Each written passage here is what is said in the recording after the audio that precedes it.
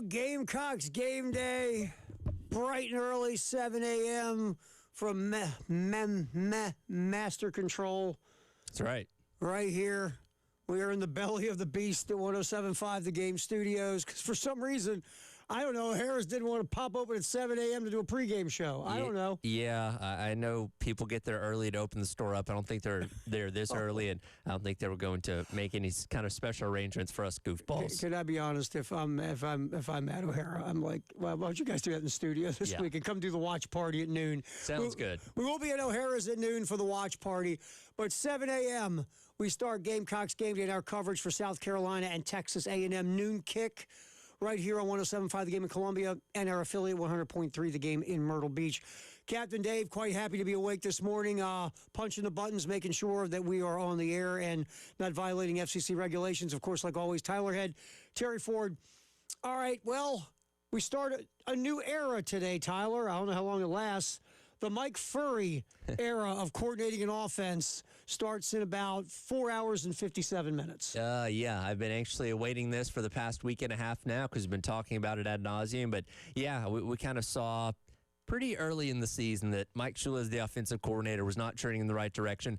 I personally thought that they were going to wait until the offseason to make the move. They decided after that performance against Ole Miss a couple weeks ago, you know what? Going to a bye week, let's go ahead and do this. Found out Mike Furry's going to be the play caller. It's still going to be a collaborative effort as far as the game plan goes, but something had to change because this offense is just, it's been bad all season long. It's been bad. It's been nationally bad, not just SEC bad, nationally bad. Before we move to Mike Furry, just to go back to Mike Shula real quick, couple things. One, I really felt as we watched this, first of all, let's give Mike credit where credit's due. Dude could script. Yeah, oh, sure. Those first couple drives, he might be the best opening drive play caller in all of college football this year. Problem is, you got to go off the script. That's right. And that's when the problem started. You tend to run more than 15 plays over the course of a game. Yeah, I mean, if you could just stick to 10, 15 plays, Mike Shula, he was Bill Walsh. Yeah. But after that, it was not good. No. It was John Walsh. Yeah. So, I mean, and the thing about Mike Shula, I've said this, the more you watched it, it was like, he and the offensive staff built a game plan, and you build a generalized kind of play sheet of what you're doing. And my man stuck to it no matter what. Yep. I don't think there was, and I could be wrong, because again, I'm not sitting there next to him. It felt like my guy, he had a plan, and he was calling those plays that I was awake to 2 a.m. making this thing. I'm going to run it. Sure. And it's what it felt like. Like you didn't go back to the things in the script that worked. It seemed like there was no intuitive, instinctive feel for play calling. I think that's what all good play callers are, or intuitive, instinctive. They know how to a Jay Phillips thing, they jam band. Yeah. They riff. I think Mike Shula played the notes. Whatever he put in front of him, he was playing the notes. Yeah, he never really had the game flow that you look for with a better offensive coordinator. And again, we saw things that would work on the opening drive that they would never do again throughout the rest of the game. And my God, those inside zone runs that just were not working. They kept hammering and hammering and hammering that drove this fan base crazy. And again, it wasn't. Look, offensive play callers get a bad rap in a lot of places, even ones that are pretty darn good. But the numbers speak for themselves. They were towards the bottom nationally in just about every single offensive category that matters, and it wasn't getting better. No, Beamer said after a couple games, well, not everybody's played good competition, so the numbers will even out. Well, guess what? They never evened out. Right. And here we are, after 9 games saying, okay, something's got to change. Shane has been patient always. You got to be patient. I mean, you can't be like, Goofy Jimmy living in his parents' basement in his underwear screaming on message boards. You got to be patient and let things play themselves out. But there's also an idea of when you, as someone who's been in football your entire life, at what point did he recognize this just wasn't working? Was it after the Ole Miss game? Was it after he saw Lenoris openly being frustrated on the field and seeing a game another one-score game that you were in the second half get away from you because your offense, couldn't get that big drive or big drives? Was it the idea that, this season had such high hope? Yeah. Top 15 preseason squad. Preseason Heisman candidate in Lenoris Sellers, your quarterback. Preseason defensive game wrecker in Dylan Stewart. You finally got the program up on the mountain, and now you can start hammering away at going to the college football playoff because you were so close last year. Was that part of why he did something he's never done in his tenure, and that was pull the trigger on an OC during the season? Was it this too? And was it you got a different guy in the AD office? Mm-hmm. And, Shane talks to Jeremiah Donati. Was there more input from the AD office? Because Ray Tanner told us all the time. We had Ray on here many times on this radio station. Ray would never go in and tell these coaches what to do because Ray was a former coach. Yeah. And Ray respected that arena to where he wasn't going to go tell one of his coaches what to do. He would advise and counsel.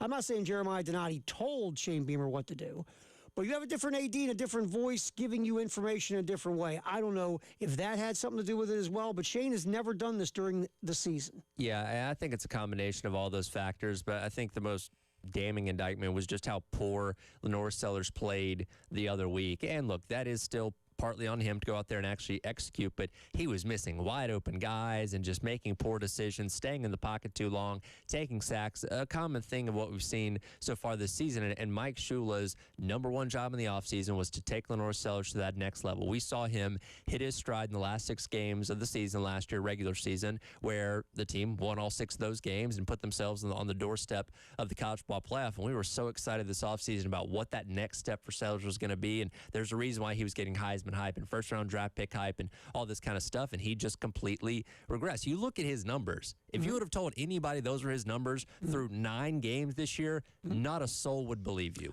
I'll throw one more thing at you in this whole scenario, and then we'll move forward to the Mike Furry era, as long as it lasts. It's 3 games, maybe more, but we'll see. Hey, it's your audition. It's right, absolutely. I'll throw this at you, too, for Lenore Sellers.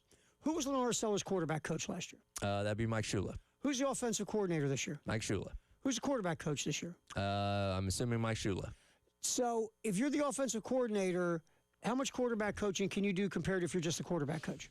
I guess not as much. So that's my point. Remember last year when Lenore Sellers came off the field, who was over there talking to him? Mike Shula. Who now has to coordinate an offense? Mike Shula. I'm sorry, you offensive coordinator is in the pecking order. Who's more important? If you have 2 jobs, which one are you going to put more time to? Offensive coordinator. Okay, so which job is going to then get the secondary treatment? Quarterback coach. Who regressed this year? The quarterback.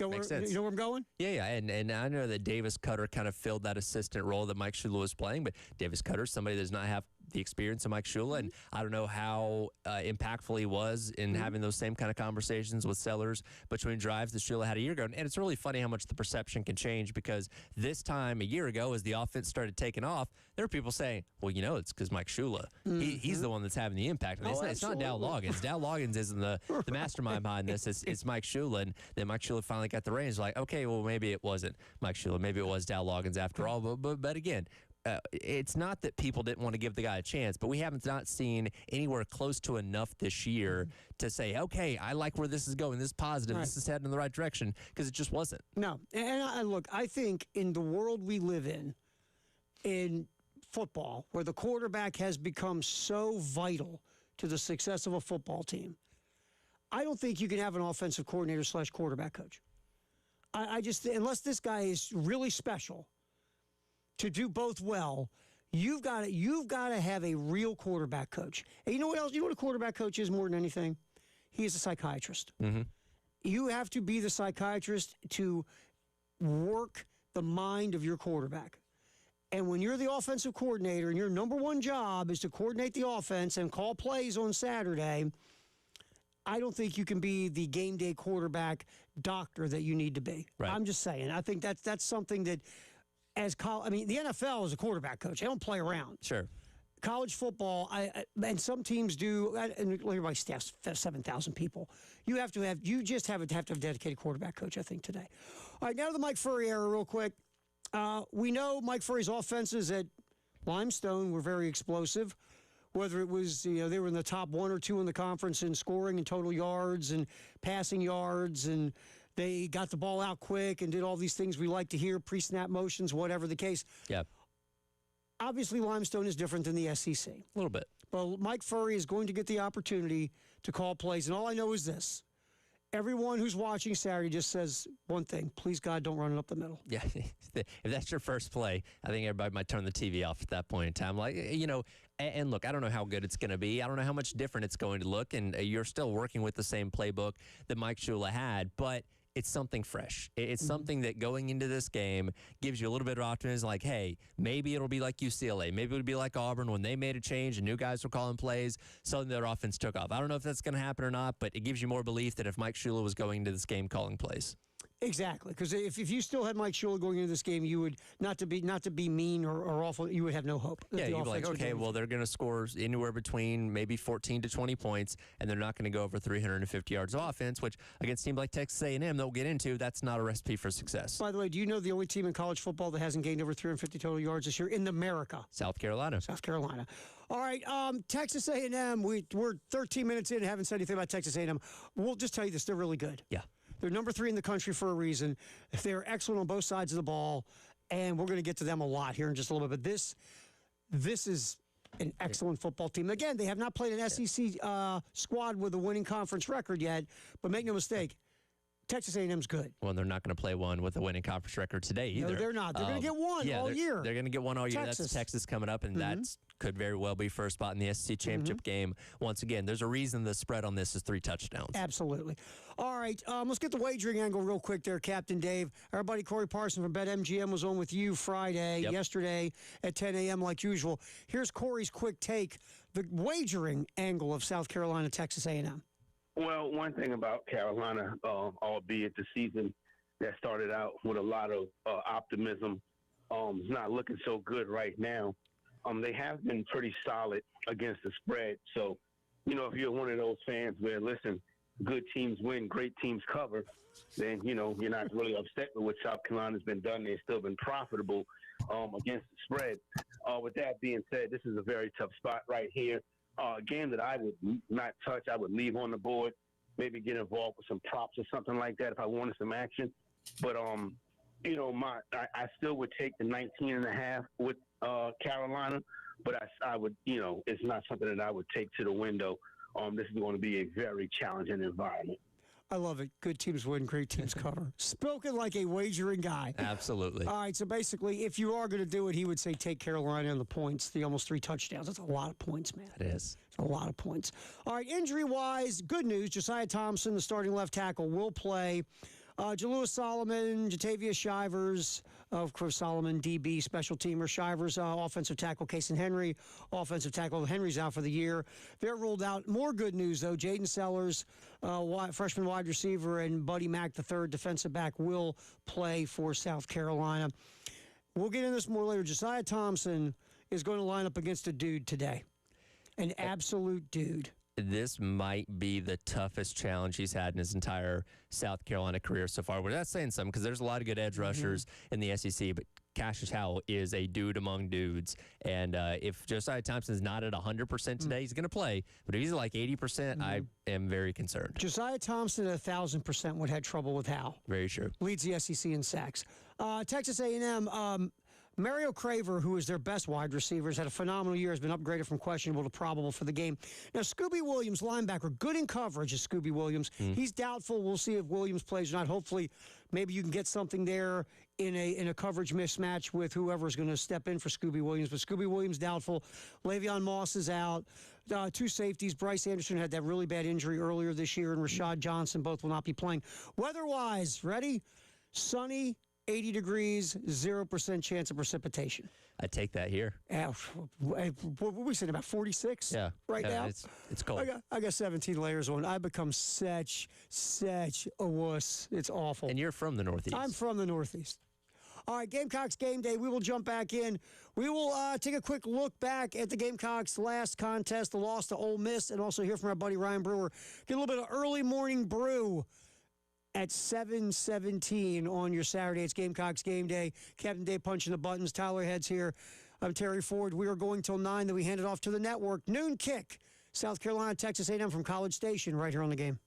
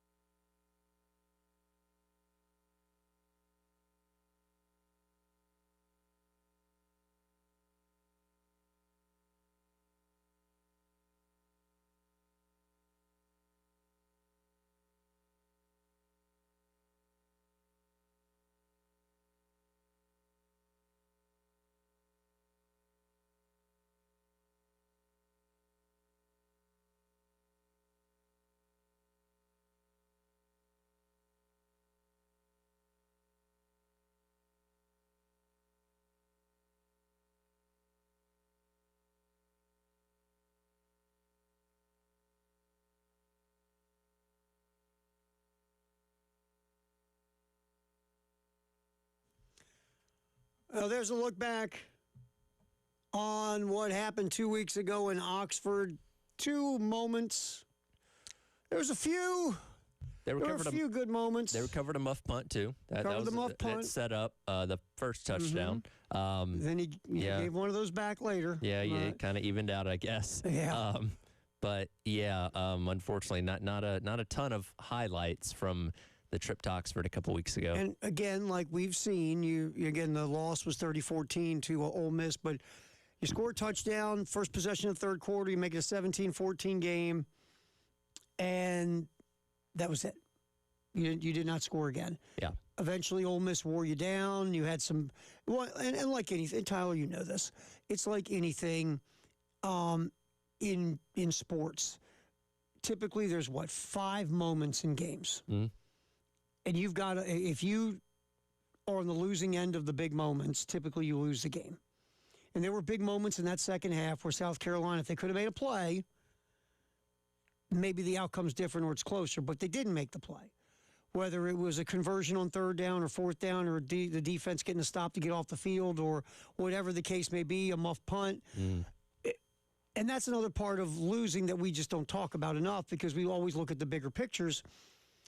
But good teams win the moments. It's that simple. Good teams win the moments and bad teams don't. Right. And there's a variety of reasons for it. Typically, you're not good enough. And look, this team has talent. It is good enough. But it hasn't executed well enough in big moments to win games, whether it's stupid penalties on 3rd and 1 that make it 3rd and 6, or you get a first down, it's called back by a penalty. Whatever the case may be, this team just in big moments has just faltered. Yeah, and again, we give the defense credit because they've done enough this season to continue to put you in positions in the fourth quarter to be competitive and say, hey, the offense can find one big play here. They can put this game, back in their hands and maybe find a way to win. And once again, it's just not happening. Going back to our conversation in the last segment about, Mike Shule and the development of Lenore Sellers, it was at its worst 2 weeks ago because Lenore Sellers looked terrible in that game. He's missing wide open guys, making bad reads, taking sacks when he didn't need to take sacks. And again, it just kind of all came to a head for the frustrations of this season. And if he hits on half of those throws, who knows how different this game ends up being. And then you have, there were the shot. I love the shot from like behind the offense. And they showed some replays and all the receivers are running deep. You got an offensive line that can't pass protect, and you're asking them to pass protect while all the receivers run deep down the field. And like Lenore's has no safety valve. There's no short routes. There's no route combinations of, okay, this guy's running deep, this guy's running short, this guy's running medium. We're flooding this area. There's no route combinations. And Lenore's is standing there with an offensive line that can't protect, by the way. Hope it'll protect so he can throw the ball deep down the field. Yeah, he's reading the backs of his receivers as they're continuing to go 20 and 30 yards down the field. And that's another thing that hopefully changes with Mike Furry calling plays coming today. Like, give this guy an option. Give him a dump off. Give him somebody running a shallow cross across the middle or something like that where, when the protection inevitably breaks down, which is going to quite a bit today, boom, he can get it off to this guy and live to fight another down. I mean, look, Lenore struggled against Ole Miss. Nick Harbour had a 47-yard touchdown catch. Brian Rowe had 4 grabs. That was great. Rasul Faison, 12 for 52. I mean, you can get over 4 yards of carry the way it's gone this year with this run game. You're doing backflips. But look, at the end of the day, you're 17-14 in the third quarter, and you didn't score again, and you can't score 14 points in today's football and expect to win a game, especially in the SEC. All right, so now we look forward. Ryan Brewer, former Gamecock. We will talk to get a little brew on an early Saturday morning, getting you ready for South Carolina and Texas A&M right now on Gamecocks Game Day.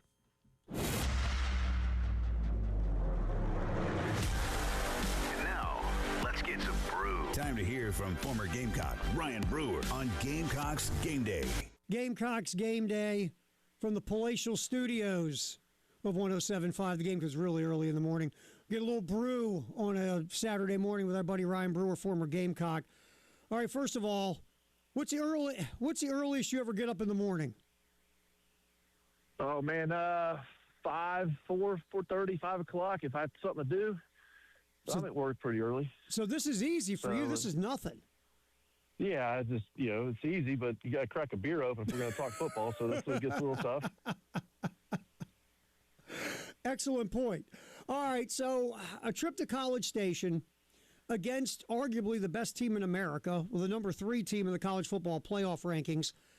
All right, Ryan Brewer, you're giving the pep talk, or you're giving the Newt Rockne speech in the locker room before these guys go run out on Kyle Field. What are you saying? Win one for the Gipper. Man, I don't know. This is a time to play spoiler. It's a time to go out there and shine and show, the world and even Gamecock Nation that you're for real. We've gotten so close to multiple games. We haven't been able to finish, but it's time to do it. It's time to go out there and prove to yourself, the man in the mirror. It's time. This is it. This is the time to go to the team that, like you said, is number 3 in the nation. But how they've been playing the last couple of weeks, I don't see anybody better. But we have the talent. We have the quarterback. We have the D line. We have the linebackers. We have the guys there that are supposed to be studs. Prove that you're a stud. Prove to your teammates, the guys next to you, battle every freaking snap, and have some fun out there. But knock people's freaking heads off while you're doing it. And you're in a place right now that no one has your back but you. No one has your back but your teammate next to you. And let's go out there and have some fun and knock them out, man. I would love to be in this situation. Not the record, but I like the situation where no one has any thought that you're going to win this game. Nobody's going to pick you to win this game. The ESPN panel, when they go through, it's going to be probably a really quick one, and they're going to say, well, that's A&M all the way through. So everything you can find in your body that the whole Michael Jordan thing, whatever you can find that gets you motivated enough to go out there so you can play that extra 10% harder. You can play that extra whatever fire in your body harder. It's time to find it. It's time to prove the Gamecock Nation, everyone out there, that you guys are for real. And then this is going to be huge for not just these guys, but for the next step to next year. It's going to be huge what's going on for recruits. It's going to be huge for everything going on for the foundation of this program to show that everything's fear on has been a fluke. You know what? That's a hell of a spin. I'm ready to go out in the hall and hit somebody. That's fantastic. Good. I'm going to go around the corner and hit David Dare. Do it just right now. Good, he's there. So just go hit him. Do a little Terry Tate office linebacker on David Dare. All right, Ryan Brewer. You walk in, you say, Ryan said I crossed the line. I hate you. You pop him in the face. You walk past the line and say, I love you now. That's all you do. Pick him up and give him a hug and wipe the blood off of him. Yeah, I like this. I like this. Ryan Brewer, former Gamecock, with us on Gamecocks Game to get a little bit of brew, getting you ready for South Carolina, Texas A&M noon kickoff here on the game in Columbia and our affiliate Myrtle Beach. All right, Ryan, we talk about the speech to get you going. The one thing that's going to be different this week, we don't know how different, is going to be the offense in some way, shape, or form with interim offensive coordinator Mike Furry. What do you want to see? Now, I'm not putting you in the locker room anymore. I'm making you the new offensive coordinator. What are you doing differently in this game against A&M? I'm going to read the defense. So we can script all we want, but when it comes to it, I'm going to put the ball in 16's hands. I'm going to have him make sure he's moving left and right out of the pocket, moving the O-line, creating new pockets and making it pretty easy for him, whereas reads are 1-2, and now I can run and get out of trouble. I'm trying to have it where my receivers, now if I'm Furry, I want to make sure my receivers are happy because that's what I do. I'm a receivers coach. You can call me whatever you want this week, but all in all, I want to make sure my young guys, my Harbor, all my guys out there are getting some balls thrown to them. We're getting some catches. We're having some fun with routes, but we're reading the game. When their defense changes and starts stopping, hey, we're going to change the offense. We're going to make plays up to whatever they have front-wise, whatever they have, whatever protections or whatever schemes they have going on with the DBs. When it comes to, they're going cloud, cover 2, cover 1, whatever they're doing, we're going to make sure we're running the routes to beat those. And when it comes to running game, this team right here, we have yes, they're great, but they've given up some yardage, they've given up some ground yardage, and we are not very good at running the ball. But it's time to change that. Let's go running game a little bit. Let's get out of the whole power, maybe up the middle. We're gonna have to do that every now and then with some play action stuff, but. Let's get some screens in there. Let's get these running backs involved. Maybe some flip screens, some draws, some delays. Get them out of the backfield catching. Let's see what they have as an athlete, and just hope that we have opportunities to run all these plays, because that means our defense got to step up as well and make some stops so we can run everything we can. Former Gamecock Ryan Brewer hanging out with us, and the former Gamecock Ryan Brewer being with us every Saturday. Sponsor is some guy named Ryan Brewer of Ryan Brewer Fence. Please talk about Ryan Brewer from Ryan Brewer Fence, Ryan Brewer. That's a lot of my name there. Yeah, it's every week, man, we talk about it, but I have, every morning I don't have to give the pregame speech to these guys and ladies that get up and work their tails off to put in a tremendous fence for residential and commercial use, and to make sure properties are secured, make sure houses are secured, pools are secured. And so we just go to ryanbrewer.net, see some of our work. But the whole great state of South Carolina, we can service, and from, like I said, from temporary fence all the way down to your anything custom that your heart desires, we can make it to a point. I think we've discussed that with Jay and stuff. There's some things that we just don't want to make, but most of the time we can make it. If you have a picture or something drawn up, our fab team's really good as well. So, but I've been proud of my team and how hard they've worked the last 20 years, and keep growing and getting better every day. And so go check us out and be a part of it. Former Gamecock Ryan Brewer, a little bit of brew on Gamecocks game day. Appreciate you, my man. Yeah, appreciate it, Terry. Go Gamecocks. All right, we'll jump back in, take a look at Texas A&M, go behind enemy lines on Gamecocks game day. Again, noon kickoff, South Carolina, Texas A&M, right here on your home of the Gamecocks, 107.5 The Game. If you have nagging arthritis pain that won't go away and nothing seems to help, you may need to consider joint replacement, and that can be a little unsettling. At Midlands Orthopedics and Neurosurgery, we understand and can help put your mind at ease. Our experienced orthopedic surgeons and advanced technology enable our team to deliver consistently excellent joint replacement outcomes with no hospital stay and lower costs to you. Midlands Orthopedics and Neurosurgery. Is your crawl space damp or musty? Water in your crawl space can cause wood to rot and creates an environment for mold and mildew that can make its way inside your home. Canty Foundation Specialist specializes in crawl space repair. Call us today for your free inspection so you can have the peace of mind knowing your crawl space is dry and your home is protected. Call today, 803-424-8380, or visit cantycanfixit.com. Looking for a dealership that treats you like family? Come to Herndon Chevrolet, where we've been proudly serving Lexington and the Midlands for over 50 years. Whether you're shopping for a new or pre-owned vehicle or just need expert service, you'll find it all right here. Shop online anytime at HerndonChevy.com or stop by and see why Herndon Chevrolet makes you smile. Herndon Chevrolet, Herndon makes you wanna smile. Football season is here, and that means finding the best way to watch the big game. If you're not there, then the best way is with an amazing home theater system to catch all the action, and no one is better at getting you ready than Integrated Media. Check out their work on Facebook and Instagram, then set up an appointment at 803-948-8327. One room, whole house, outdoors, Wi-Fi that works everywhere. No better way to watch your team than with Integrated Media. That's 803-948-8327, Integrated Media. Did you know State Credit Union now offers the same services big banks offer? Services like online account opening, online loan applications, mobile banking, remote check deposit, person-to-person transfers, electronic signatures, and more. All with better interest rates and lower fees than the big banks. Check them out today and see why over 600 people per month are joining State Credit Union. Visit them online at scscu.com. That's scscu.com. Equal housing lender, federally insured by the NCUA. Cooler weather is coming, which means more time spent in your home with family and friends. Make sure your home is ready. At AAA Heating and Air, home comfort is their top priority. Schedule a seasonal maintenance appointment to get your heating and cooling system in prime condition. And speaking of spending more time indoors, ask about AAA Heating and Air's indoor air quality products that eliminate odors, remove allergens, and can even reduce the spread of some airborne viruses while you sleep. Picture this. You're watching a nail-biter game, food's in the oven, and suddenly everything goes dark. Don't let storms and power outages ruin your plans. Get a free consultation for a whole home standby generator with easy financing. Join the AAA Comfort Club for added discounts and priority scheduling. Call AAA Heating and Air at 803-677-1500 today. Home with a $1,500 buyback, no payments for one whole year, and 0% financing. Tell them Jay Phillips sent you. AAA Air when you need us. AAA Heating and Air.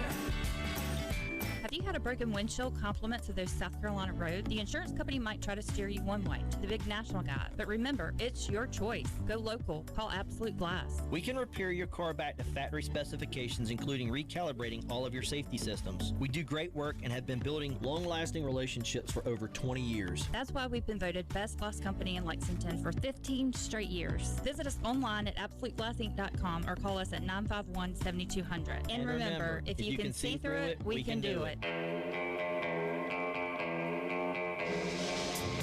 Let's go behind enemy lines and break down today's opponent on Gamecocks Game Day. Sponsored by LexMed Ortho with Terry Ford and Tyler Head on 107.5 The Game. Yeah, again, I just think last year was such a learning lesson for us, and I've referenced it a bunch, but nobody appreciated, obviously, because like me, everyone was so disappointed with how the year ended, but I don't think anyone appreciated the challenge that was being in that position really for the first time, and for those kids ever. Well, there's Mike Elko, head coach of Texas A&M, talking about what happened last year when A&M, and again, just did what A&M does in November. There is nobody more sick of talking about the past at Texas A&M than Mike Elko. And I will say this, it started early. Yes. Because as we prepare for this show, you go back and look at their season. And it was like right after Notre Dame. And they were working at like the fourth game of the year, and you read back to the old game recaps, and he's basically, look, I want to talk about last year. Or last year was this, or last year was that, but now we're in this year. We're not, and he started like end of September, early October. We're grinding to the end. We're grinding to the end. We have done nothing. We've got to get through this thing. I mean, he was... Well, and it shows you, and I imagine if you're somebody that covers the team for media or radio or whatever, you're just used to that inevitable collapse coming at the end of the year that happened.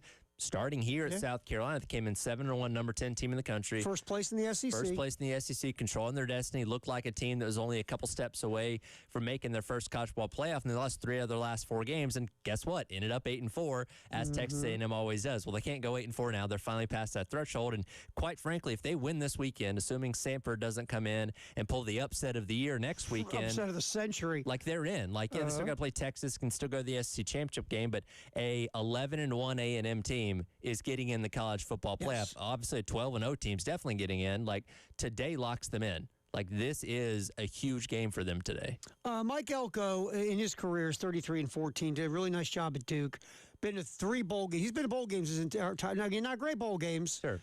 But he's been to bowl games. At Duke, going to a bowl is an accomplishment. It's a thing. Yeah. And so Mike Elko, and obviously we'll be going to a 4th bowl game this year. So Mike Elko. May go to a couple of them. Excellent. I remember when they hired him. And again, I always say this anymore. I will give you my opinion on a head coaching hire, but I don't know. Yeah. Nobody really knows. I thought Elko, look, I'll be honest. I thought Brian Kelly was a good hire. I thought Scott Frost was a good hire. Sure. Guess what? Neither one of the place they got hired.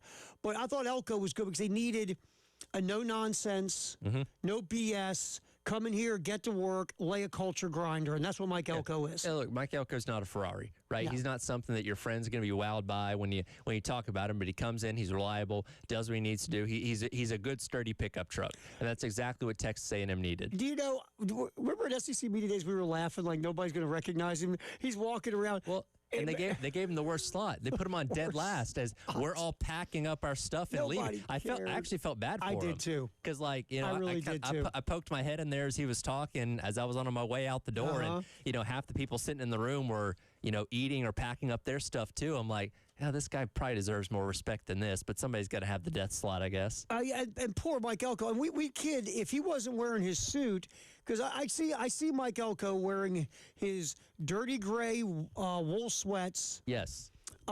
His Texas A&M athletics T-shirt with a stain, and his coach's hat, and everybody goes, hey, is that guy the janitor? Yeah, if if I showed you a picture of Mike Elko, you'd be like, oh, I think that's my friend's dad from high school. Right, exactly. No, he's a head coach at Texas A&M. So to the expectation part of this year after coming off of last year, let's get cut one in here real quick, Dave. Jackson Calloway was on with you guys from Aggie Yell on Gamecock Central Takeover Hour this week. And here's Jackson talking about the expectations versus the realities of this Texas A&M squad? Hit it. Yeah, I think coming off of last year and the fall that kind of happened at the end of the last season, just due to the many reasons, I think that they didn't have the talent. I think the Le'Veon Moss injury, kind of seeing that, I think a lot of fans are kind of down after what kind of felt like a year where A&M could have gotten ahead and they kind of missed on this opportunity. I think coming into this season, a lot of people kind of expected this to be a much better team. But with the schedule, it looked like preseason, everyone kind of thought, okay, this may be another 8-4, maybe 9-3 season. And so obviously sitting here at 9-0 is pretty awesome. But there's still a lot of work to be done. I think Mike Oak will be the first one to tell you that. But I think right now, like, they have an opportunity to go and do something for A&M that we haven't seen in a long time. And it continues this week in South Carolina. Was he wearing his Yell squad gear? I don't know. Because he's from Aggie Yell. I couldn't see, but I imagine he had the overalls on, and he was probably doing the I don't know what you call it, where the thing was their arms and the signals and stuff. I don't know. Either. Anyway, so the expectation at A&M was, okay, hopefully it'll grow from year 1 to year 2. And like we all do, we look at the schedule, and anymore, nobody knows anything. The way with transfer portals and NIL, you just think you know what you don't know. But the expectation of this team wasn't, hey, they could be undefeated or a one-loss team fighting for the top of the SEC. It was just like, 8-4, 9-3, sniff around the playoff. Yeah, that's just what they've been. It's who they are, right? Yeah. Forever. All right, but this team is good. Now, again, like we said in the opening segment, they have not played an SEC team with a winning record. They won't today. They won't till they play Texas and Austin. But this is a good squad, man. Make no mistake. You look at this, and these numbers are just, and I had to type them out in front of me. SEC only stats. Offense, number 2 in scoring, number 3 in total yards, number 3 in yards per play, number 1 in rushing, number 3 in pass efficiency and pass yards per attempt. Number 1 is just all these things, man. Their lowest yards per game total offense this year is 399. They have scored 30 points in every game except one, that kooky, weird game against Auburn where they kicked field goals instead of scoring touchdowns. Defense, number 1 in total defense in the SEC, number 2 in scoring defense, number 1 in pass defense and pass efficiency defense. Number 1 third down. They are historic third down defensively, and they're number 1 in fourth down efficiency. Number 1 in sacks, 166 total pressures. But there's 2 things that are interesting about this defense. 5th worst in yards per carry because they got gashed by Missouri and by Arkansas in the run game. Yep. Last in red zone defense. Yep. No one gets in the red zone, though. I would say you got to get to the red zone. Got to get in the red zone. It's crazy. It's crazy. The numbers that really stand out to me is their havoc rate. So they are 4th overall in the nation in overall havoc and 3rd in front 7 havoc rate. So they're going to get tackles for losses. They're going to get sacks. They are, 2nd nationally in sacks overall. 14 different players have at least half a sack on this team. They're going to break up passes. They're going to make your life hell, basically, for 4 quarters. And basically, havoc rate is I'll just make it easy. Making plays behind the line of scrimmage in the run game and in the pass. Whether you're sacking, tackles for loss, they do it almost better than anybody in America. Yeah, and again, when you look at this lineup of guys they have in the defensive front 7, makes a lot of sense. It's led by Cassius Howell coming off the edge. Leads the SEC in sacks, and Howell will hear his name. When it's time to go to the NFL draft, you'll hear his name in the first round. And here's the benefit of the transfer portal. This guy was at Bowling Green. Think about this, man. Because he's 6'2" and maybe about 2 inches shorter than a lot of schools. One in an edge pass rusher, but this guy is phenomenal. I mean, you look at his mechanics. I watched some of the tape of them last week against Missouri. I mean, he is surgical in what he does. He's filthy. And again, there will teams in the NFL will look at his measurables and go, hey, he's only 6'2". But a smart team will take him somewhere in the first round. Sure. And I think, look, I'm not sitting there saying he's going to be a Pro Bowl or a Hall of Famer or All Pro. He's going to make a living for a good amount of years in the NFL. That is the guy Josiah Thompson's blocking today. Not 100% Josiah Thompson. Right. And to your point, this havoc rate machine is going up against arguably, if not the worst, one of the worst offensive lines in the SEC. You're going to have to get real creative with getting that ball out quick. And we'll talk about all that, what they need to do in the next segment. We get about the Gamecocks. Marcel Reed's a trigger man on this thing. He's had a really good year, throwing it, running it. Some of the numbers don't wow you, but he has been good in the intermediate area, hitting about 64% of his throws. Deep down the field, 33%.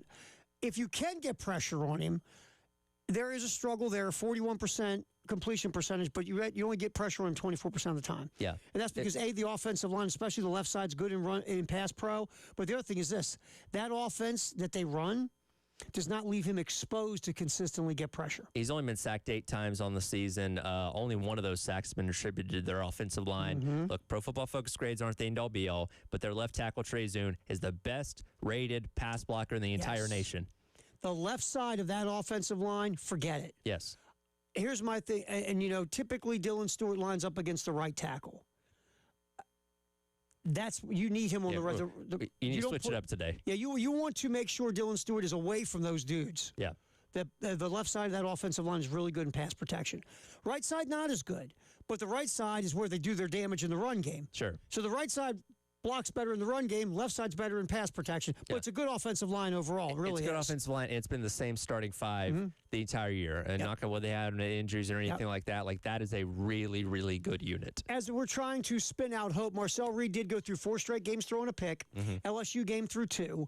Turnover-worthy plays this year. Top of my head, 10 turnover-worthy plays this year. So he will be a little loose with the rock. You got to take advantage of it if it happens today. Yeah. You're going to need that if you're South Carolina. Those are the kind of plays you need to win a football game. In coverage, look, LSU's got a couple guys in the back end you can try to maybe go after who have had some issues.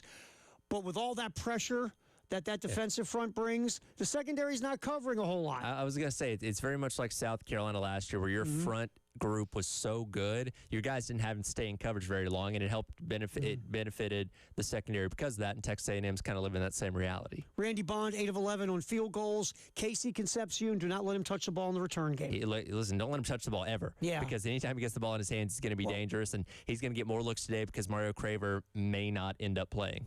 Yeah, if Craver doesn't play, Concepcion gets more targets. Now, Concepcion has 5 drops, but when they put the ball in his hands, they find creative ways to get it. They'll give him jet sweeps. Concepcion is dangerous to take it to the house every time he touches it. Yeah, again, and look, he was a guy that Carolina was looking at when he came out of the transfer portal at NC State in the offseason. We knew if we got him here, you could do a variety of things with him, and that's exactly what Colin Klein's doing out there with him at Texas A&M. So, yeah, he's dangerous, and again, if Mario Craver's not going to play today, that means he's just going to get more opportunities to touch the football. All right, so wide receiver core, really good. Ruben Owens, top 10 in the SEC in yards per carry. Best run game in the SEC. Heck of a trigger man in Marcel Reed. Good offensive line. Besides that, they're gettable. I was going to say, where's our window of opportunity here? And defensively, again, they're really good. Number 2 in the country in offensive efficiency, number 18 in defensive efficiency. But ready? 63rd in special teams efficiency. There you go. There's your 1/3 of the game that you can take advantage of. I'll give you something. Gamecocks Game Day. We'll come back and look at the good guys, the South Carolina Gamecocks. That's up next as we sit at Master Control. David Ayer, Tyler Head, Terry Ford. Noon kickoff. You can hear South Carolina and A&M right here on 107.5 The Game. When work needs doing or the trail calls, you need a machine that's ready for both. That's Honda's line of Pioneer side-by-sides. Choose the Compact 520, the powerful 700 series, or go big with the 1000 line. Built for 3, 5, or 6. Visit Carolina Honda Powerhouse today and find your perfect Honda Pioneer side-by-side. Exit 70 off I-20, carolinahonda.com. For your safety, read the owner's manual and wear a helmet and eye protection. Always wear your seatbelt. Hey guys, it's Jay Phillips, ready to turn your backyard into a stunning retreat. Look no further than Architect, the Midland's premier outdoor living space designer and builder. They specialize in creating custom decks, patios, porches, and sunrooms that suit your style and budget. Their expert team guides you every step of the way, starting with a no-charge consultation. Discover endless possibilities at Architect.com. Call them today and let them build your dream outdoors. If you need orthopedic or neurosurgical care, it's a big deal to you and to us. At Midland's Orthopedics and Neurosurgery, we offer easy access to seasoned physicians with the most extensive outpatient experience in the region. Whether it's joint replacement, a neck or back procedure, or injury care, you can trust us to provide customized treatment plans with easy access, great outcomes, and lower cost to you. Midland's Orthopedics and Neurosurgery. This Black Friday, Cato's Power Equipment is clearing out every zero-turn mower to make room for our 2026 models, and prices are barely above cost. We've got Toro time cutters starting at just $3,200, and the ever-popular Gravely ZTHD only $5,800, plus $1,000 to $2,000 off already discounted commercial units. There's no better time to buy. Every mower, every model, price to move. Don't miss our 5th annual Black Friday sale, November 17th through the 28th, only at Cato's Power Equipment. What if you could get everything you love about Thanksgiving dinner on a sub? You can, because Firehouse Subs is bringing back the Thanksgiving turkey sub. Premium carved turkey breasts, savory stuffing, and cranberry sauce piled high on a toasted roll. Pair it with our new double chocolate chip cookie for dessert, and you've got fall flavor perfection. But don't wait. Like Thanksgiving dinner, it's gone before you know it. Only at Firehouse Subs. Thanks again. Really appreciate you guys. Where have you been, Roger? Man, they really are the best hookers in town. What? No wonder why they have so many 5-star reviews. The best hookers in town? You got a ride home from the best hookers in town? Oh, absolutely. I wouldn't have done it any other way. What? I gave them a call, they showed up super quick, and then they brought me and my car home. I mean, talk about service. You just let me get a look at these so-called hookers. Oh, it's Schroeder's Towing. Oh, they really are the best. Schroeder's Towing, the best and fastest hookers in town. Do you have sagging, soft, or bouncy floors in your home? Well, this could be a sign of rotten wood caused by moisture in your crawl space. Damaged wood in your crawl space can affect your home's foundation, and that can affect your home's value, and nobody wants that. Say goodbye to sagging floors and hello to a stable foundation. Contact Canty today for your free inspection at 803-424-8380 or visit cantycanfixit.com. Picture this. The game is a nail-biter and suddenly blackout. Don't miss a play the next time the neighborhood goes dark. Call AAA Heating and Air today and let their experts provide a free in-home consultation for a whole home standby generator. Never fumble for a flashlight again. They'll help you size your generator and offer easy financing. Call AAA Heating and Air at 803-677-1500. Tell them Jay Phillips sent you. AAA Air when you need us. AAA Heating and Air. Gamecocks Game Day with Terry Ford and Tyler Head. Sponsored by LexMed Ortho. Time to talk Gamecocks offense. Did a period in practice last week against the defense, the first offense versus the first defense, where we said it was third down, and I told Mike, hey, you got 2 downs to get there. He said, do I have 2 downs? And meaning, if I don't get it on third down, are we going to go for it on fourth down? He said, do I have 2 downs? And I said, yes. And he's like, doesn't matter, I only need 1. Defense? We have to do a great job of tackling one. We have to do a great job of leveraging our gaps.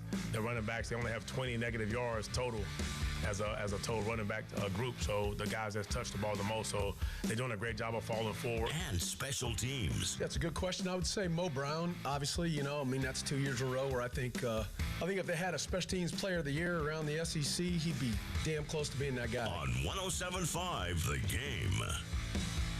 From the palatial studios of 107.5 The Game this morning, Gamecocks Game Day, we've got David Ayer running the ship. Tyler's here, Terry Ford, as we get you ready for a noon kick from College Station, South Carolina, and Texas A&M. Coming up in a little bit, our deep thoughts from former Gamecock Preston Thorne. But right now, we focus on the South Carolina Gamecocks. I'm not going to sit here and bore you with numbers, because we know at this point in the year, the offense is among the worst in the SEC, if not the worst in the SEC. Yep. Red zone, third down, fourth down, first down, second down, pick it. Running it, throwing it, protecting the passer. I mean, the whole thing has just been bad. That's why you have Mike Furry, who we'll get to in a minute, the interim offensive coordinator, and you have an interim offensive line coach in Sean Elliott. Look, the bottom line here is we don't know what we're going to see offensively with Mike Furry now at the helm as the OC. You're not going to flip it upside down and all of a sudden run the wishbone. Yeah. You've got basically an offensive system. I guess, what is Mike Furry going to do within that system to change what we're seeing? If Tyler Head is consulting Mike Furry, What does Tyler Head want to see this offense do besides score? Yeah. Oh, yeah. That's the end-all, be-all is trying to get in the end zone more than you were with Mike Shula. Just being more efficient when it comes to getting the ball out quicker. Again, a lot of the short stuff, especially against a team like Texas A&M, we know is going to be a really big key today. And I'm really interested to see what creative ways he can use these wide receivers that we saw at times with Mike Shula, but not consistently enough, or certainly not enough, throughout the entire game. And I go back to some of the comments that Shane made earlier on this week, because we didn't get to hear from Mike Furry, but there were some plays that Mike Furry liked that Shula apparently didn't have in the playbook when it came to Saturdays, that I imagine he's probably frothing at the mouth to be able to break out. And I have a feeling he's going to throw out a trick play on the first play of the game to try and catch Texas A&M slipping a little bit, because now he's got it at his disposal. And again, as an assistant coach coaching wide receivers, I'm sure he was respectful of Mike Shula being the play caller, but I imagine there was a lot of ideas in his head of, hey, if I was calling plays, here's what I do on this situation, that situation. That's the biggest thing to me, too, as well. One of the biggest criticisms of Mike Shula was situational play calling. Yes. When it came to fourth downs, when it came to goal line, when it came to red zone. It's like, man, what is this guy doing? Why is he not doing this? Why does he get away from this? Why is he running this over and over again? How can Mike Furry be in those situations? Can you call better plays that just give your offense a better chance of success? You're not going to convert on all those. You're not going to score every single time, but if I can see that your thought process is more streamlined in terms of things that are probably going to be successful, then I can accept that. Right, and that's really, it's baby steps, what you're saying, baby steps. My thing, again, it's Groundhog Day. Yeah. First, running the ball, be more creative. Find a way to, look, what you were doing wasn't working and you just kept doing it. It's like beating your head against a brick wall and you're bloody and you're almost unconscious and you keep doing it.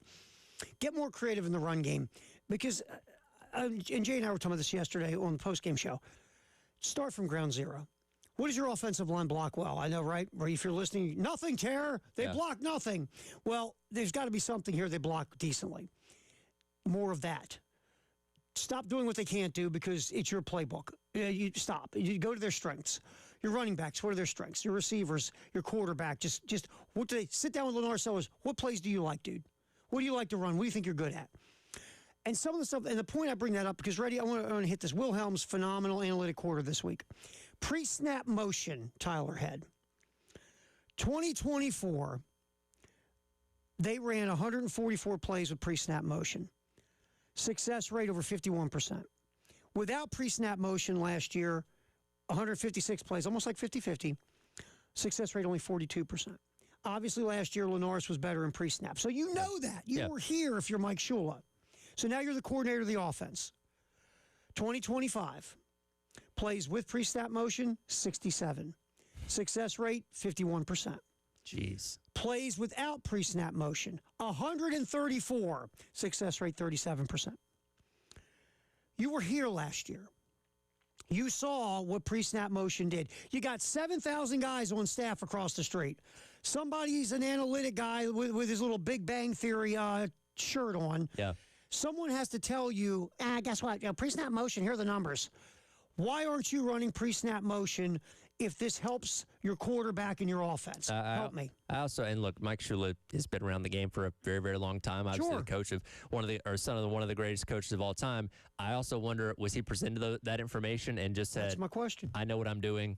Don't give me these numbers. I know better than you." Ready? Hey, Woodrow. Yeah. See my last name. Thanks for everything. It's like, I'm a Shula. I know what I'm doing. I got this. Well, actually, Coach. Yeah, so this is the kind of thing that makes me go, okay, no, I'm running the offense I want to run, and this is what I'm doing. I don't care about that. What I'm doing is going to work. Watch. Yeah. And that's the thing about this. Again, running game, be more creative. Passing game. You're running dudes down the field 20 yards, and your offensive line can't pass protect. How about some variety in the passing game? Run route combinations on all three levels. Flood areas of the field to make the defenses make bad decisions. Shallow crosses. Get the ball out of your quarterback hands quick. Slants, bubble screens, regular screens. This is not brain surgery. You've got to get the ball in Lenore Sellers' hand fast. Yeah. Fast. I mean, Tyler, his numbers against pressure, 39% completion percentage, 3 interceptions, 3 turnover-worthy plays. Get the ball out of his hands. Yeah, and we're talking so much about the X's and O's aspects of this, but Furry's a very intense guy, too. Furry is a guy that brings a lot of energy, and that's been a topic of conversation all week long. Beamer talks about it. Clayton White talks about it. Joe D talks about it. This guy brings a different level of energy to this offensive room. And again, is energy going to be the end-all, be-all of why you score 50 points in a game? No. But can it help you move move things in the right direction? Sure. Can it instill more confidence in Lenore Sellers? I sure hope so, because that looks like a guy, and I know he's the same dude when he talks in post-game press conferences, but when you see him on the field, he doesn't look confident anymore. He doesn't look like the same guy that was making big plays and, making SportsCenter top 10 a year ago. Can Mike Furry re-unlock that in him in these final 3 games? I don't know if he can, but it's certainly better than what we were doing. Sometimes, and I always looked at this as the next girlfriend scenario. If you've been with one girl for a period of time and it's just stale now, I mean, it was good, but it's nobody's fault. It just happens. Sure. The next girl, you want the complete opposite. Yes. Right? You just do. If the last girl was more quiet and studious, you want a crazy girl. Yeah. You want. And when people ask you about the new girl, you start listing off all the great things about her. That usually tells you what the last girl wasn't doing. Exactly. Ding, ding, ding, ding, friend. You hit it. I've always loved that in press conference when they talk about the what they're looking for in a coach. Basically everything this guy wasn't. Exactly. And so Furry's excited. He's in. Shula wasn't. That's what they're telling you, right? Yes. And we could see that in Shula's personality. Absolutely. And again, there's nothing wrong with Shula's personality if it's working. But when it's not working, now you want to get a guy in there who's jumping up and down. He's crazy and he's happy and he's positive and he's energetic. And that's what Mike Furry is. So hopefully those are things we'll see in this offense. And if anything, you nailed it. Get some fun in this thing, man. Maybe in this bye week you did a couple of wore a goofy mask, did something crazy, did something to instill. So these guys have to be positive again, be happy, be Shane's favorite word, joyful. Bring some juice to this offensive room because they've been beaten down all year. You saw it in the Ole Miss game with Sellers, throwing his hands up in frustration. He was a frustrated quarterback. I think you nailed something there as we'd go X's and O's. It's attitude. So much in life is from the neck up. Get these guys happy to play football again on offense. Yeah. I think it's huge. Again. Huge. This season's been a disappoint. You really don't have anything else to lose. Yeah, you're fighting for bowl eligibility, but, man, throw the kitchen sink at it. That's my point. Why not? Play with the hair on fire. Why not?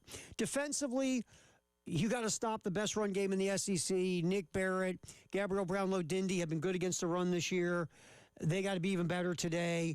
The linebackers, I love J.O. Sean Murphy has come on this year. Fred's kind of hit a wall a little bit, but you got young linebackers who can run. They're going to have to. You got to be disciplined today. You got to set the edges. You got to hit the right gaps as a linebacker. Your run fits have to be solid. You cannot get undisciplined today because Texas A&M will shred you in the run game. And your secondary is going to have to tackle today. Yes. And I get it. Mario Craver may not play, but Texas A&M is the only team in the country with 2 guys of over 300 yards after the catch. And these guys are going to force you into missed tackles. They're going to make plays once they get the ball in their hands. You're going to have to be very efficient in getting these guys to the ground. And if Craver does play, he's in the slot a ton. That means Jalen Kilgore, who has gotten better. He was struggling early in the year. Kilgore's gotten better. But if you're going man up, Kilgore's your slot guy, and he's going to be dealing with Craver. Yep. So, again, Brandon Cece, by the way, the best run defender on the South Carolina team is Brandon Cece. Yep. He can tackle, but the rest of them have to. That's right. The rest of them have to. Can't be a one-man show. And special teams, you hope you're going to get big plays because you're going to need them today from the special teams. Maybe Vakari Swain can get that early season magic back and get a return for a touchdown. Who knows? Maybe you can block kicks. Maybe Nick Harbor can bump a guy and make a muff punt again. Hey, listen, it has been the key almost every single week. You're going to have to find ways to score or put your offense in really good situations with the other 2 facets of the game. Forget third down because South Carolina on both sides of the ball struggled on third down. First down. You have to slow down A&M on first down. You have to get positive yards on first down. It sets up the entire drive. And red zone, defense has just got to hang on, man. And the offense, once you get into the 40, you've got to score touchdowns. I'll leave you with this. Okay. This year, South Carolina, defensive efficiency, they're top 30 in the country. Special teams are top 40 in the country. The offense is 93rd in the country. Does not surprise me. What do you think big issue been this year? The offense. We'll get back in here. Deep thoughts from former Gamecock Preston Thorne next year on Gamecocks Game Day. We'll hand it off to Chris Miller and the network at 9. Kickoff noon with Todd and Tommy on the call. South Carolina, Texas A&M from College Station. This is your home of the Gamecocks, 107.5 The Game. Hendrick. Columbia's new choice for Chevy and GMC sales and service is now open. Introducing the all-new Hendrick Chevrolet and Hendrick GMC, part of Hendrick Automotive Group, the #1 rated dealer group in the nation. Choose from an even larger selection of Chevy and GMC trucks and SUVs. Get world-class Hendrick service. And buy now and make no payments for 90 days. Experience the Hendrick difference at the all-new Hendrick Chevrolet and Hendrick GMC in Columbia. With approved credit, see dealer for details. Columbia, let's go! Gamecock Nation has a new home. Rivals, a store divided, the ultimate Gamecock superstore. 10,000 square feet built for Saturdays on Harbison Exit behind Circle K and Walmart. Suit up in Southern Tide, Vineyard Vines, Johnny O, Drake. Girls, step into game day glam. Bags, boots, jewelry, dresses. Parked underneath, ride the elevator and step into the Rivals Skybox showroom. Built for Saturdays, built for Gamecocks. Rivals, a store divided, Columbia. U.S. Brick has been firing local clay right here in Columbia for nearly 90 years, longer than many builders have been in business. They've supplied materials for everything from neighborhood homes to government buildings and institutions. Still American-owned and family-run, they're backed by a local team with decades of experience, the kind of people who still pick up the phone. Visit U.S. Brick's new Exterior Design Center at 300 UG Street to explore all they have to offer beyond brick. Currently car shopping? State Credit Union now has auto loan rates as low as 4.25% APR.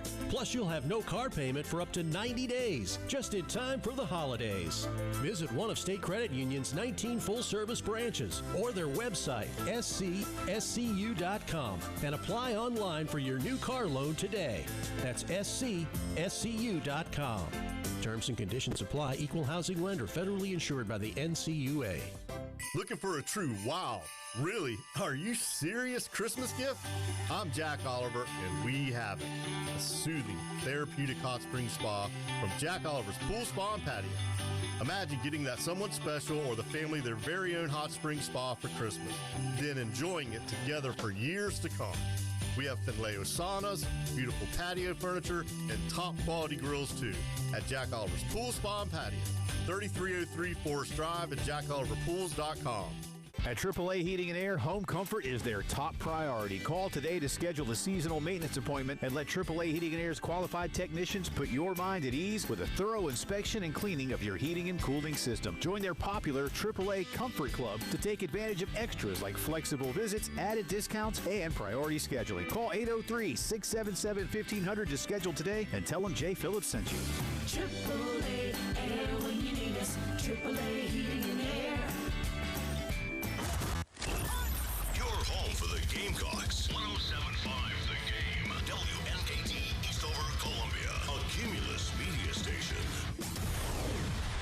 Gamecocks Game Day. With Terry Ford and Tyler Head. Gamecocks Game Day. Sponsored by Lexington Orthopedics and Sports Medicine. Getting the lowdown from former Gamecock Preston Thorne on your home of the Gamecocks. 107.5 The Game. Gamecocks Game Day. We are at 107.5 The Game's master headquarters for the pregame show this morning as we get you ready for Texas A&M hosting the South Carolina Gamecocks. It's time to get some deep thoughts from former Gamecock Preston Thorne. All right, my friend, odds are against South Carolina, double-digit underdogs playing undefeated Texas A&M, arguably the best team in the country. South Carolina limping in at an underwhelming 3-6. You've got an interim offensive line coach, interim offensive coordinator, maybe some injuries on the offensive line. How in the bleep is South Carolina going to win this football game? Give me the motivational speech. Nobody believes in us. We only got the people in this locker room.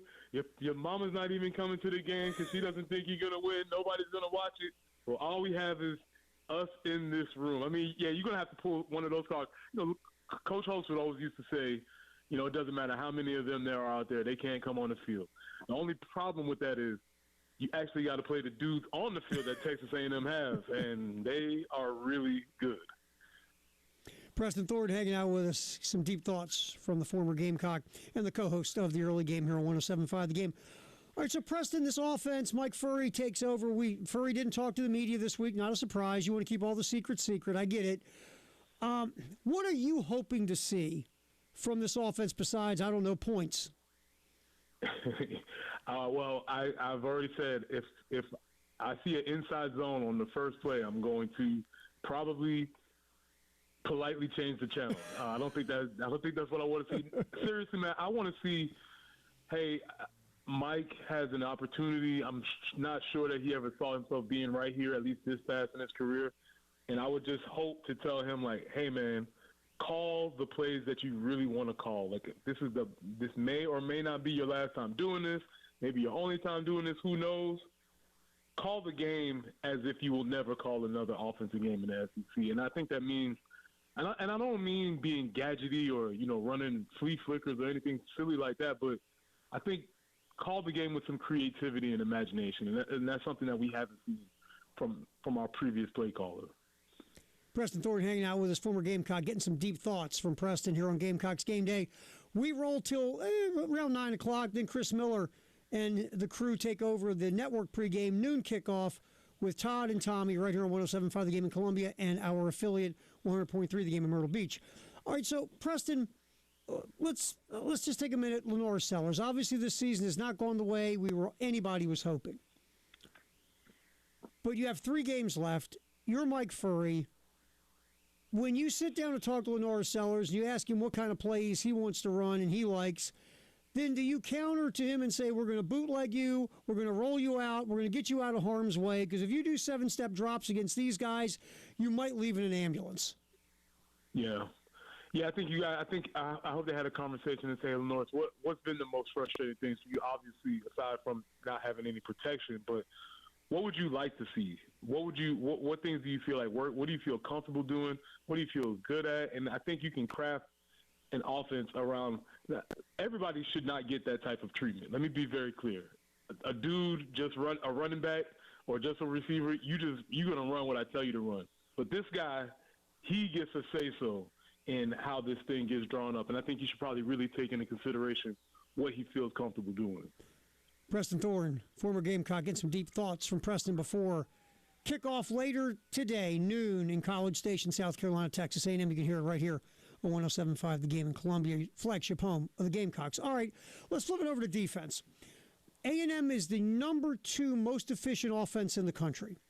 They've got a quarterback who is, he'll put it in harm's way a little bit every now and then. For the most part, though, has been just ruthless this year, throwing it and running it. You've got your second-string running back who arguably is as good as your first-string running back. You have got wide receivers who are weapons.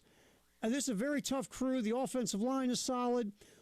RPO game they've been really good at, Preston. And, it's easy to sit on your couch, holding your favorite brew and say, hold the edge. Fill the right hole as a linebacker. Don't screw up the run fits. That's all easy. But when a team can give you eye candy and is good at faking it, and their quarterback is as good as he is at keeping it and running it, how difficult is it to stop an RPO game that's humming on all cylinders like A&M? I think the thing that comes down, you always hear about discipline, or coaches throw out eye discipline, but really you stop an RPO game or the old school option, as they called it way back in my day, is really you have to trust that your teammates are going to do their job. Because once you don't think that the dude next to you is going to do your job and you try to do his job for him, that's when Marcel Reed keeps it, goes around the edge. Or once the cornerback thinks that he got a beat on Marcel Reed, that's when he keeps it and he throws the screen out to the wide receiver. So the real big keys to any option, and this is, Terry, is yes, they put the R and the P in front of it, but it's just the option. It's just the old triple option like they used to run. Once you trust everybody to do their job, then you have a chance to play. But that's trust is usually the first thing that breaks down when you see, the other team gaining yards. Preston Thorne, how does South Carolina walk off the field with a W against the undefeated number 3 ranked team in the country on the road? I think we had a little bit of a blueprint against Alabama. There's a similar blueprint there. You might have to have one or two things go your way.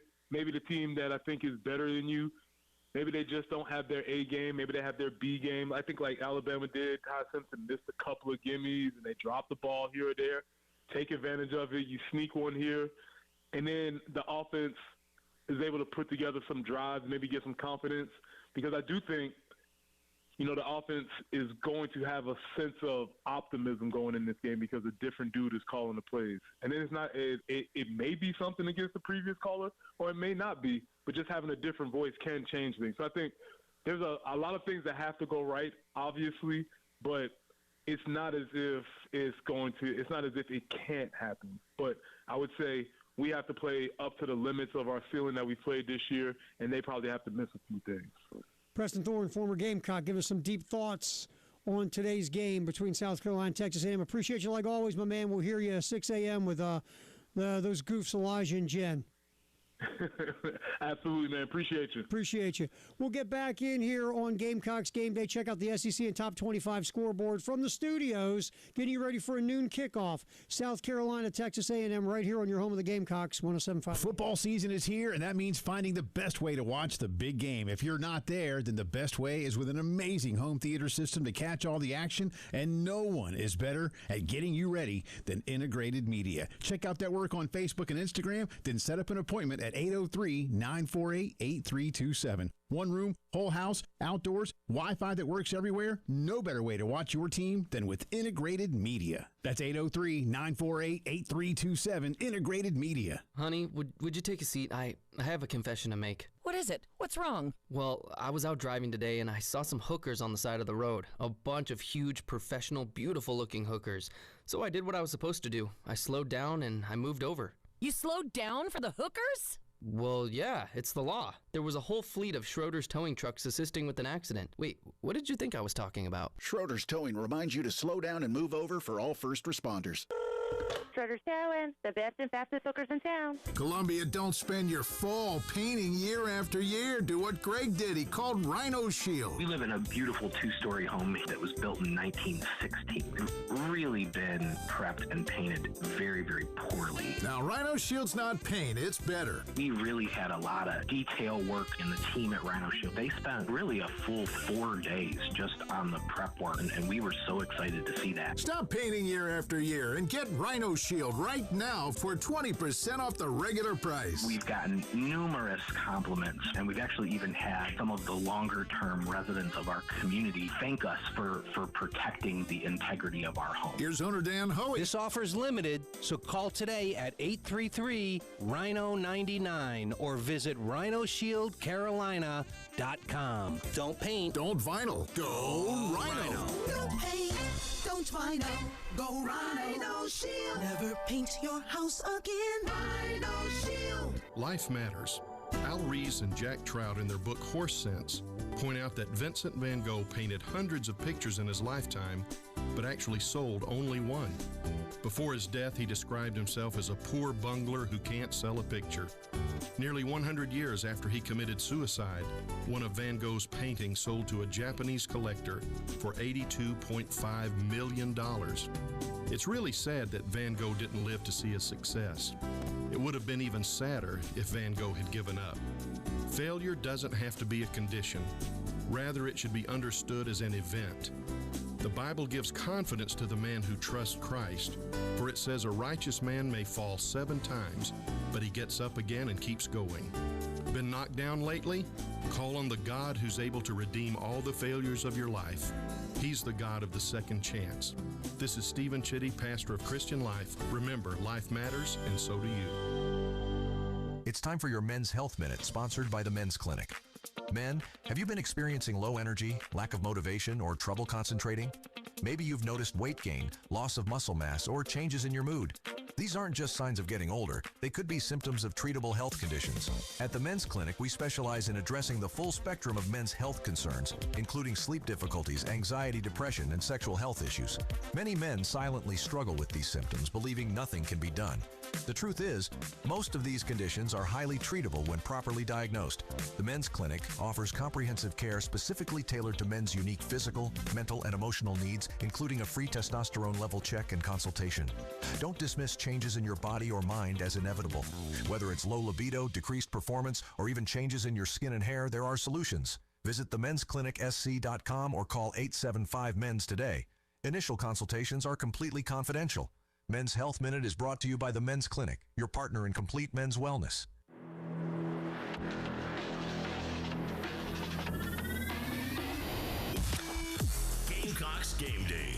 Sponsored by Lex Med Ortho. Live from Jay's Corner with Terry Ford and Tyler Head. Let's check the SEC and Top 25 scoreboard. Sponsored by McDaniels Auto Group on the home of the Gamecocks. 107.5 The Game.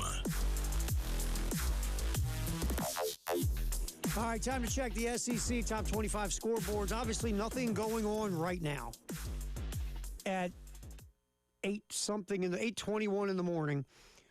But last night there was a game. There was two ranked teams played last night, Tyler. Yes, one of them won. The other one, not so much. I'm going to say this. First of all, Oregon, and no one's surprised, Minnesota hasn't won a road game all year. No. Oregon did what Oregon should have done to Minnesota, and that's basically take them to the woodshed. Yep. Malik Moore only threw 3 incompletions and threw for over 300 yards. So Oregon did damage in Corvallis like they should. I'm going to be kind and say this about the Clemson-Louisville game. That Clemson won, to their credit, 20-19. Mm-hmm.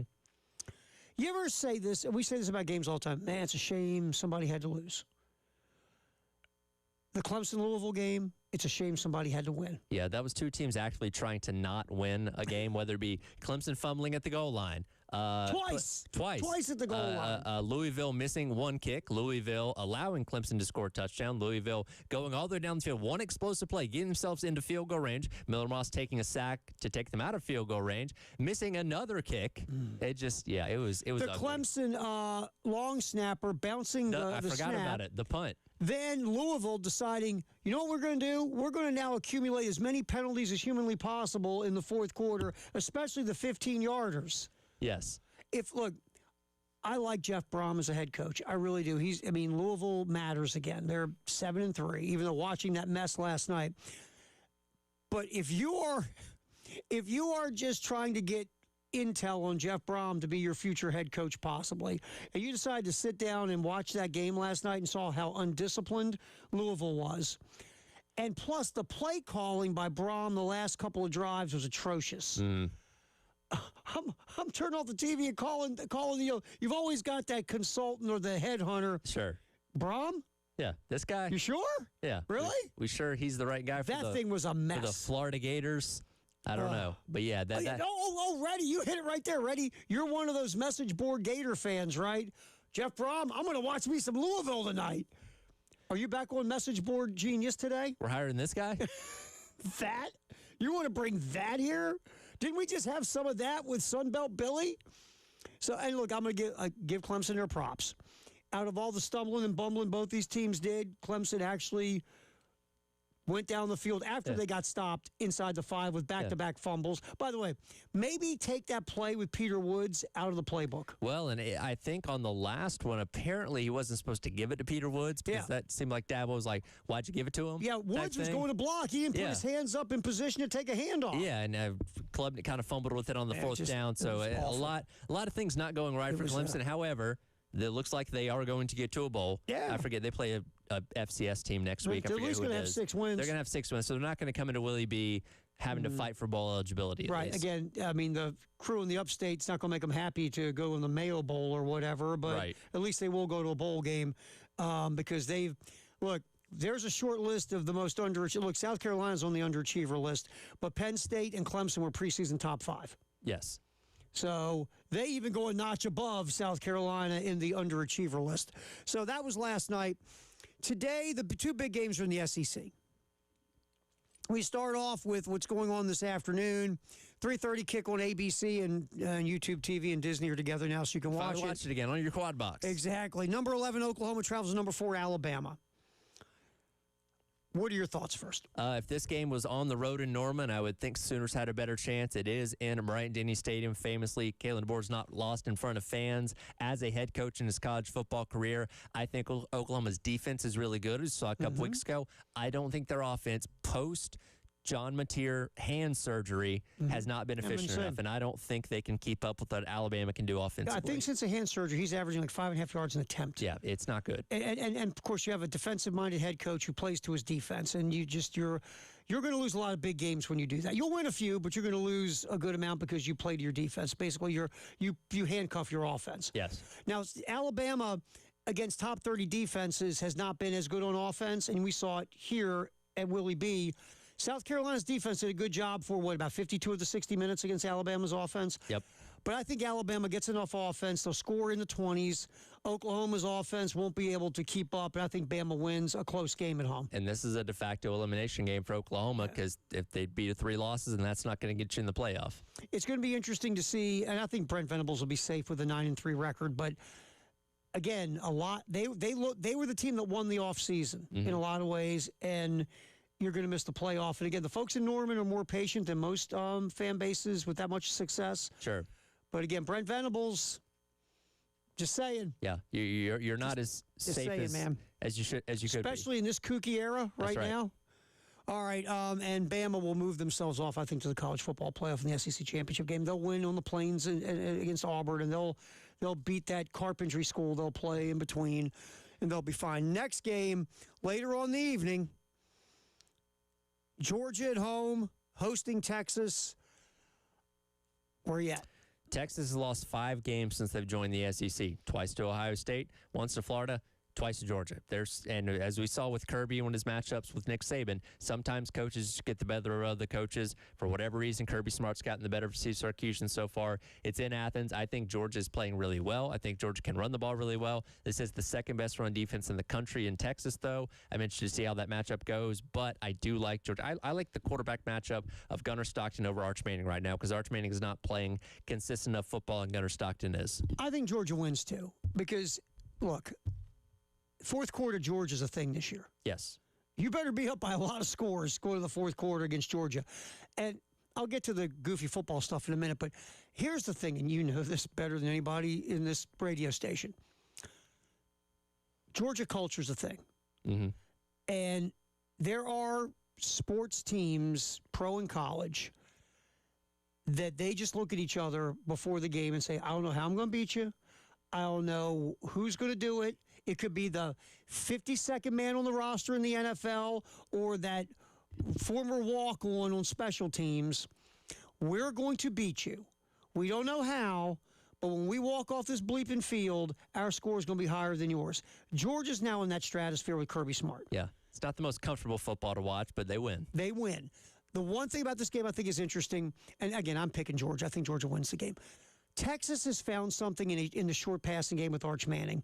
They're getting the ball out of his hand quick. He's throwing passes around the line of scrimmage, behind the line of scrimmage, only a few yards, ahead of the line of scrimmage. They're getting it out of his hands, and they're getting the ball to their receivers and letting them build yak yards. Branch does that for Georgia, same type of thing. Yep. And that's why you've seen a better Arch Manning here in the last couple games. They've kind of streamlined everything. Right. Where it's processing faster. Yeah. Because they're asking to do less.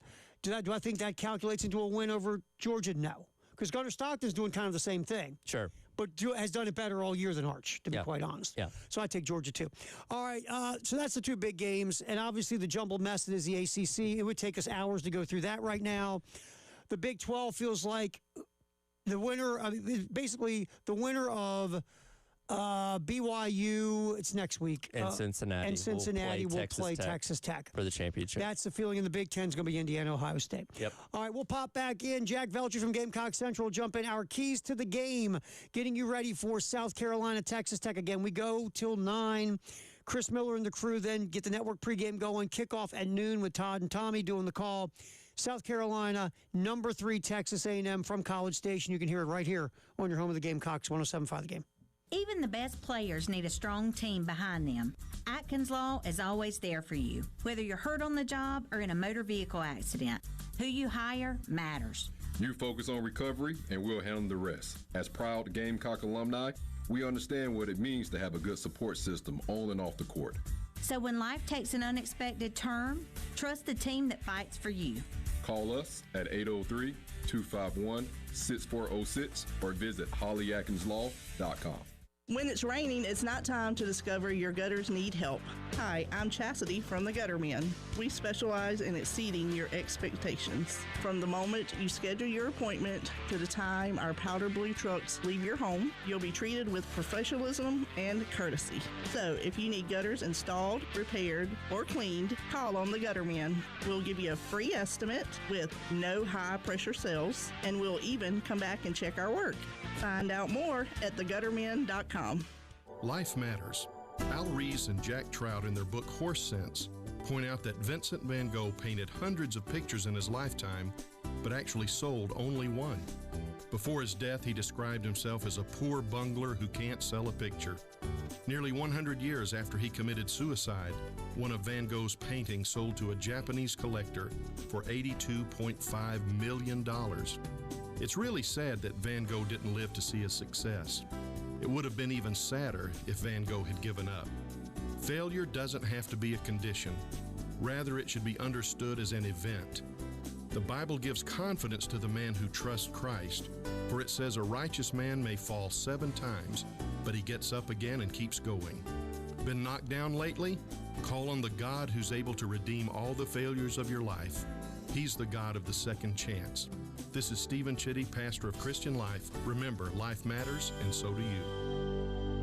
It's our 5th annual Black Friday sale at Cato's Power Equipment. That means huge savings on every steel tool, November 17th through the 28th. We'll take 15% off every steel tool in stock, plus with every steel battery set, get a second battery free. Pick up the new GTA 40 handheld chainsaw, or step up to the MSA 220 and score a free battery worth over $300.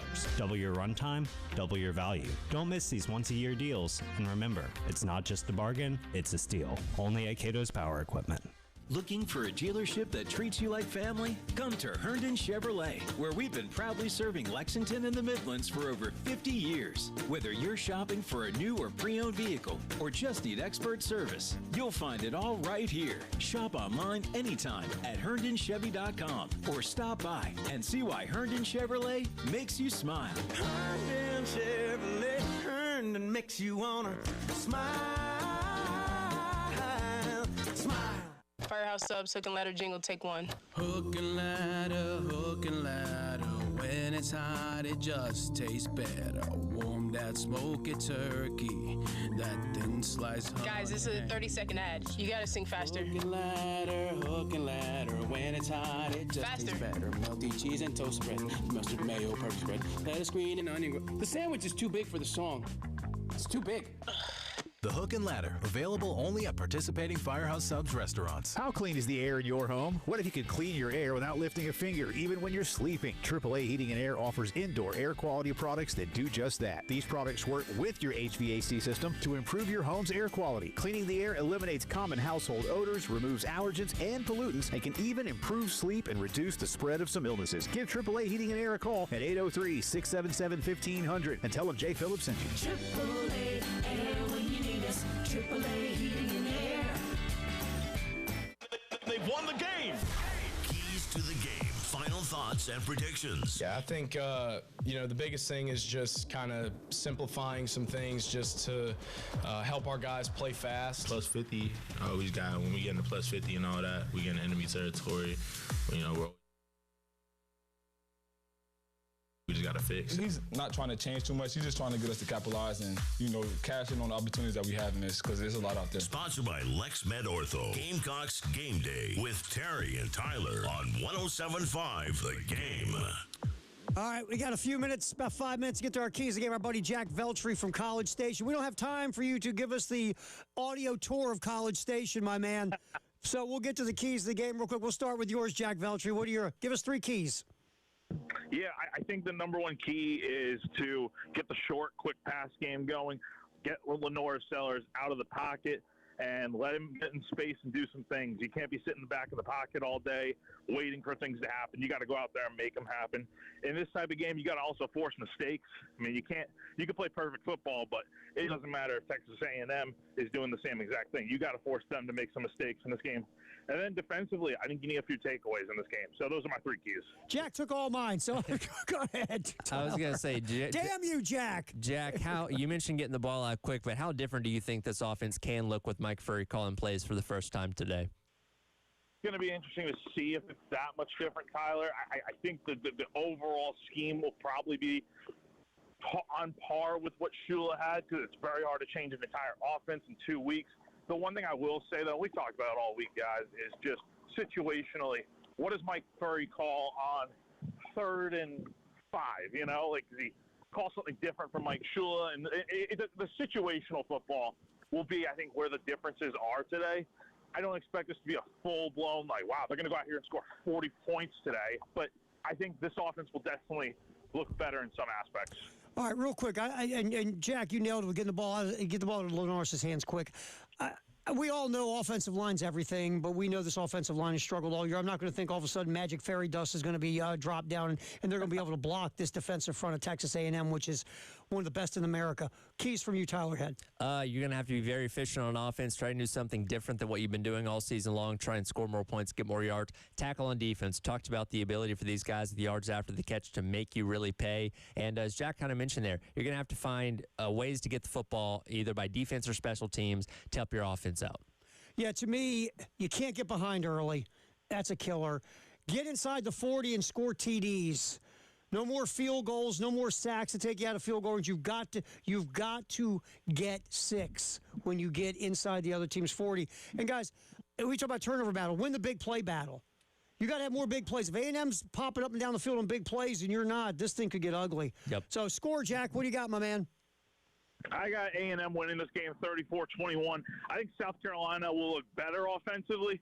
But as I've said all week, A&M's a really, really good team. I think the best team that South Carolina's going to face all year. They just don't have a ton of weaknesses, and I just don't think better is good enough to win this game. So give me A&M winning this one 34-21 today, guys. What you got, Tyler? In 5 games in College Station, South Carolina averages right about 17 points per game. I think they're right on that number today. I believe they fall to A&M 34-17. I do think the defense can keep them close, as they always do, but I think A&M pulls away in the end. We all have A&M scoring like 34. Jay does, Elijah, Jack, you do, Tyler, myself. We all have. I got 34-20. I can see it.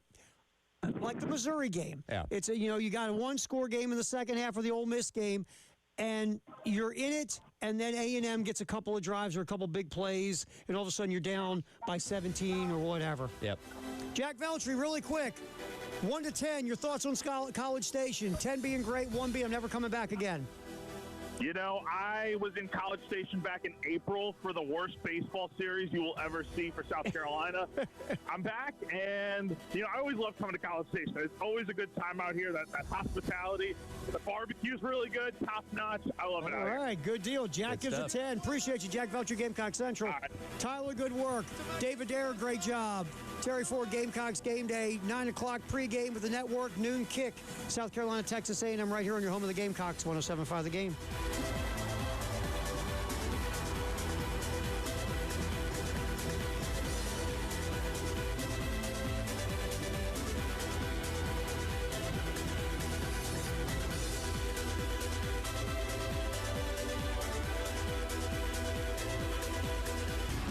Did you know State Credit Union now offers the same services big banks offer? Services like online account opening, online loan applications, mobile banking, remote check deposit, person-to-person transfers, electronic signatures, and more. All with better interest rates and lower fees than the big banks. Check them out today and see why over 600 people per month are joining State Credit Union. Visit them online at scscu.com.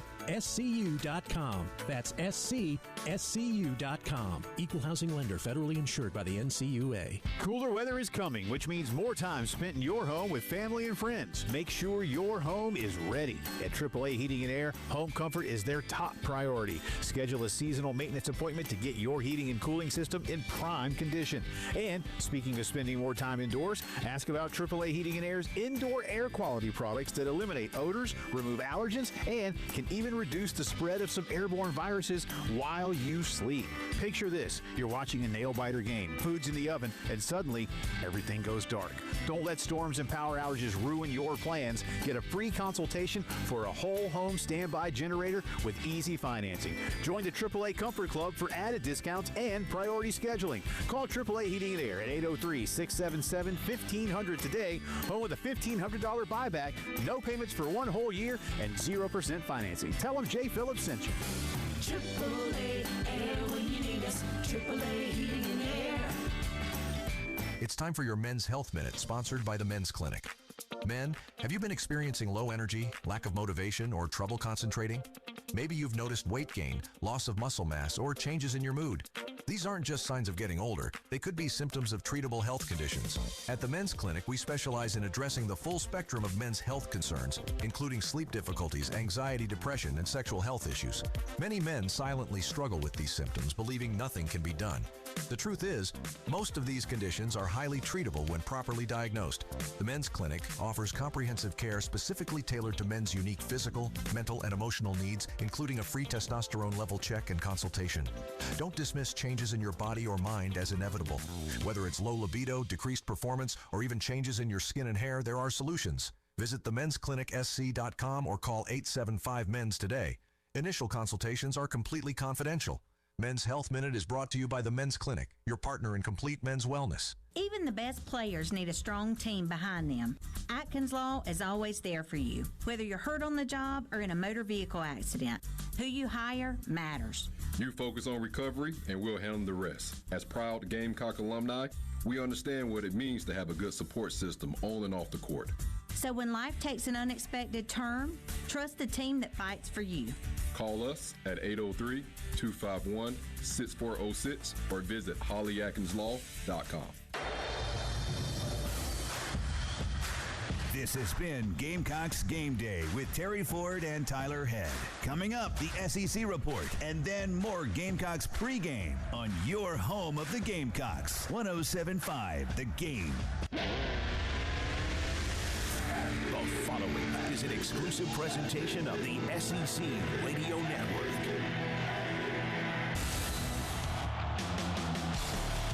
Every coach. We just want to put our head down, go to work. Every week. We need to go get our respect. This is the SEC Football Report. It is caught. It is a touchdown, Alabama. Comes out again. Yes. The Rebels recover it. Touchdown. Gators. Touchdown.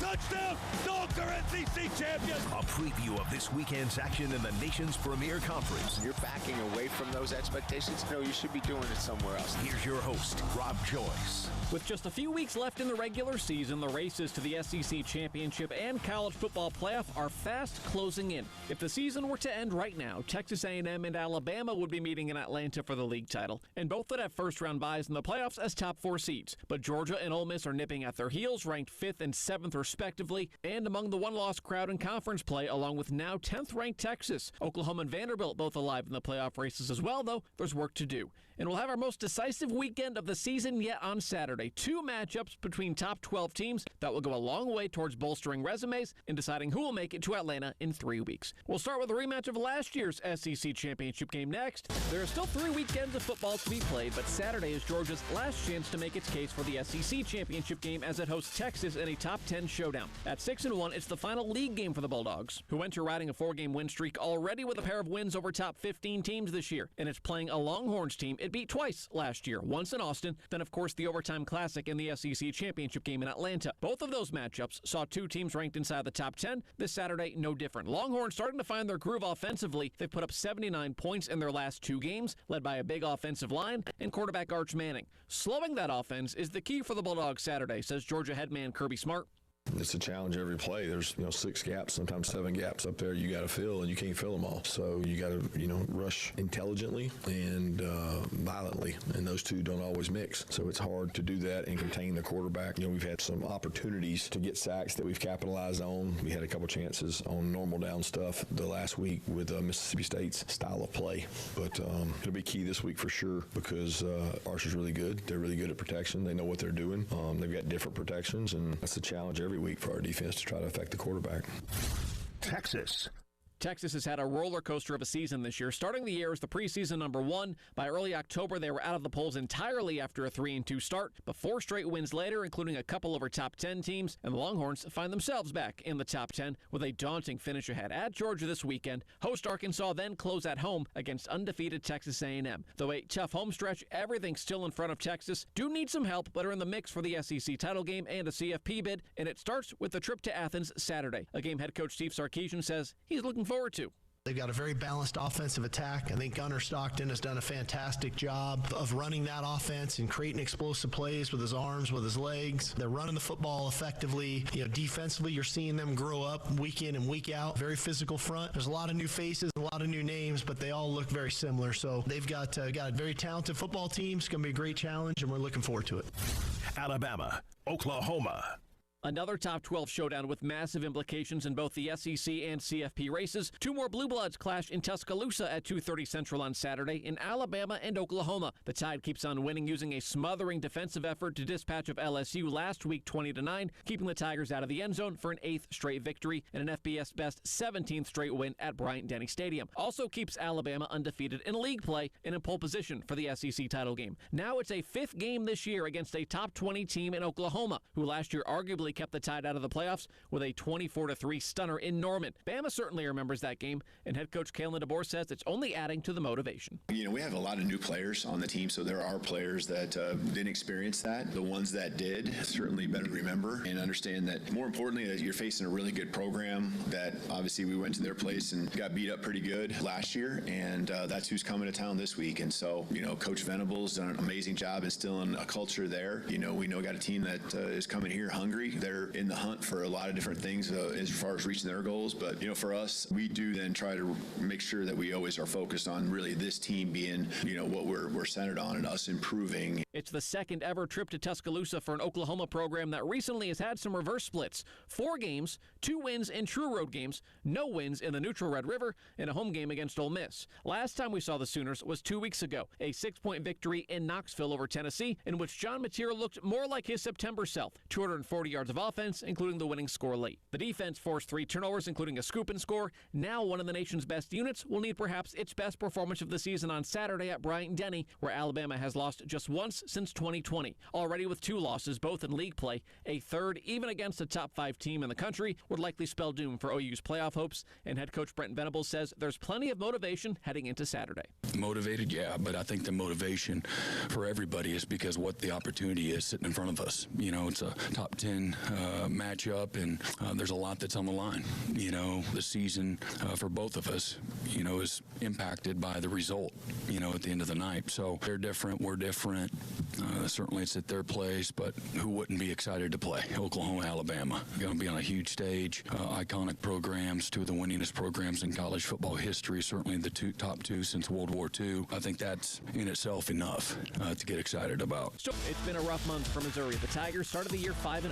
Since then, have lost a 3-point contest to Alabama, did beat Auburn in double overtime, but then lost a 1-score game at Vandy in which it lost starting quarterback Bo Pribula for the year and had a game-tying Hail Mary come up 1 yard short. Then they had few answers last week for Texas A&M. Now the Tigers find themselves unranked and look to regain some mojo as Mississippi State comes to town at 6:45 Central on Saturday. Even with a 38-17 setback to the Aggies, the defense still ranks top 10 nationally in total yards allowed and pass defense. The offense, now led by true freshman Matt Zollers at quarterback, is still 10th in rush offense with a tremendous Ahmad Hardy. And now they welcome in a feisty Hail State side that seemingly improves every week despite a 1-5 league record. And with the Bulldogs needing a win to become bowl eligible, Mizzou head man Eli Drinkwitz expects the opponents to come in hungry and prepared. Mississippi State is a team proving year in over year out. I think Coach Levy has got that program going in the right direction. They have 5 wins, looking for their 6th win to become bowl eligible. Got their first conference win 2 weeks ago versus Arkansas. Obviously played a very tough team in Georgia last week, but you can tell that program is growing and going in the right direction. Offensively, very dynamic and explosive. Defensively, got a lot of experience, which creates its own challenge for us. It'll be a very difficult game for us and one that we have to prepare for, but one that we are excited about. Mississippi State.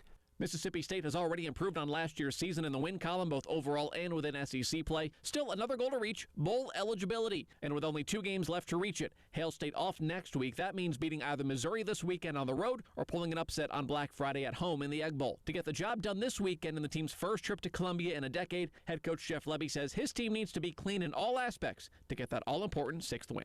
We've got to find ways to get the ball up and down offensively. I mean, that we can't sit back there and pat the football all day. We've got to get the ball up and down. That piece will be critical. We've got to be really, really clean fundamentally to give ourselves a chance. And then in the run game, we've got to align and assign with great technique and great eyes and having the ability to strike blocks and get off blocks and create some knockbacks. So those two things, without a doubt, like you look at the game on paper, two huge keys to victory right there. Finding ways to keep Blake Camario clean and then having the ability to stop the run.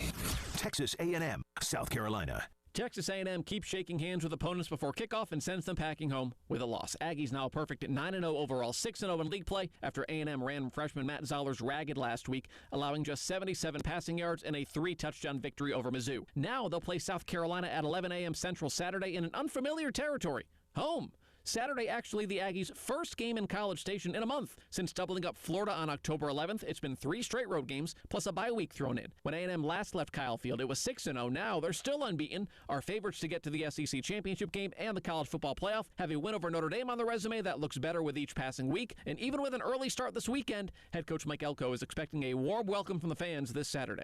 They formed a lot of confidence when we went into South Bend and got that one done, and I think they believe in what they're capable of, but for them to still go out there and do it 3 straight weeks, it's extremely impressive. It's funny, I stood on the podium after the Florida game and I said, we're going to go on the road for about 5 weeks, and hopefully when we return to Kyle Field, we'll return with a lot on the line, and certainly there's a lot on the line Saturday, and so I certainly would anticipate the 12th man showing up really well. They always do, but I would imagine for this one they'll show up even better, and yeah, it's a great opportunity for us to get back home and play a really, really big game against a really talented football team. The Aggies' opponent on Saturday is South Carolina, playing its final league game of the season, and it's desperation time for the Gamecocks. At 3-6 overall, Carolina needs to win out to go bowling, starting with the third-ranked team in the country at their place. It's part of a brutal stretch of 5 straight games against teams ranked inside of the top 15 at the time of the game, and the third straight against a top 7 team. Still, don't expect a walkover. Yes, South Carolina has lost 4 straight, again, all against ranked teams, but just ask Alabama how easy it was to beat the Gamecocks. Tide needed 2 scores in the final 3 minutes to avoid an upset. And coming off a bye week with a win over A&M under its belt from last year, South Carolina looking to find some late-season juice, starting with the offense.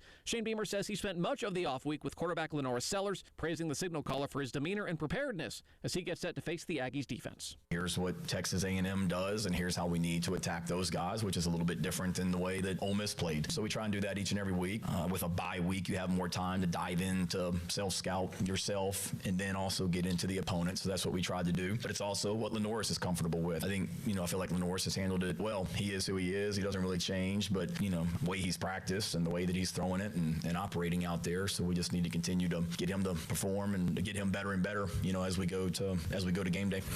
Ole Miss, Florida. Wasn't quite a bye week for Ole Miss last week, but they did take care of business, were able to rest some starters in a 49-0 blasting of FCS The Citadel. Even with sliding 1 spot in the CFP rankings down to 7th, the Rebs 9-1, their only loss being to Georgia in Athens. Still games to be played and a chance to climb back up. Ole Miss hosts Florida this week, then takes their final bye of the season to prepare for the Egg Bowl in Starkville. They'll be favored in both, but the Gators have actually owned the recent series, winning 3 straight, including a 24-17 upset win in the Swamp a year ago. To avoid history from repeating itself on the Grove on Saturday, Rebels coach Lane Kiffin says his defense can't let Florida quarterback DJ Lagway beat them. DJ's really what the whole team is, when I say the concerns. Extremely talented at times plays at an elite level, and it is a problem. Like they're basically most of their position groups. Extremely talented. At times you watch film and say, man, these guys are as good as anybody in the country. And DJ's like that. He played great against us 1 year ago. Anytime you got somebody that's got an elite arm and really hard to tackle like him and can run over you, that's an issue. Lagway threw for a pair of touchdowns in last year's win over the Rebels, but it's been rough going of late for the sophomore, who threw 3 interceptions last week and got benched in a 38-7 drubbing at the hands of Kentucky. It puts Florida on the brink of missing out on a bowl game, sitting at 3-6 overall, with 2 of its final 3 games coming against ranked foes, including this weekend against Ole Miss. To pull the first upset, it starts on the defensive side of things. Interim head coach Billy Gonzalez says his defense is going to have to stop Rebel signal caller Trinidad Chambliss. He's done a really good job of getting the ball to his playmakers, but the other part of it, he's a really good runner. He's close to 500 yards running right now. He's ran the ball for 100 times this year, and he's not afraid to run it down in the gold zone. He's done a really good job of spreading the ball out to his playmakers, but the ability to run, you've got to focus on keeping him contained as well. Battle of the Boot returns this Saturday in Baton Rouge as Arkansas makes the trip to take on LSU, the 29th annual meeting with the trophy being awarded to the winner.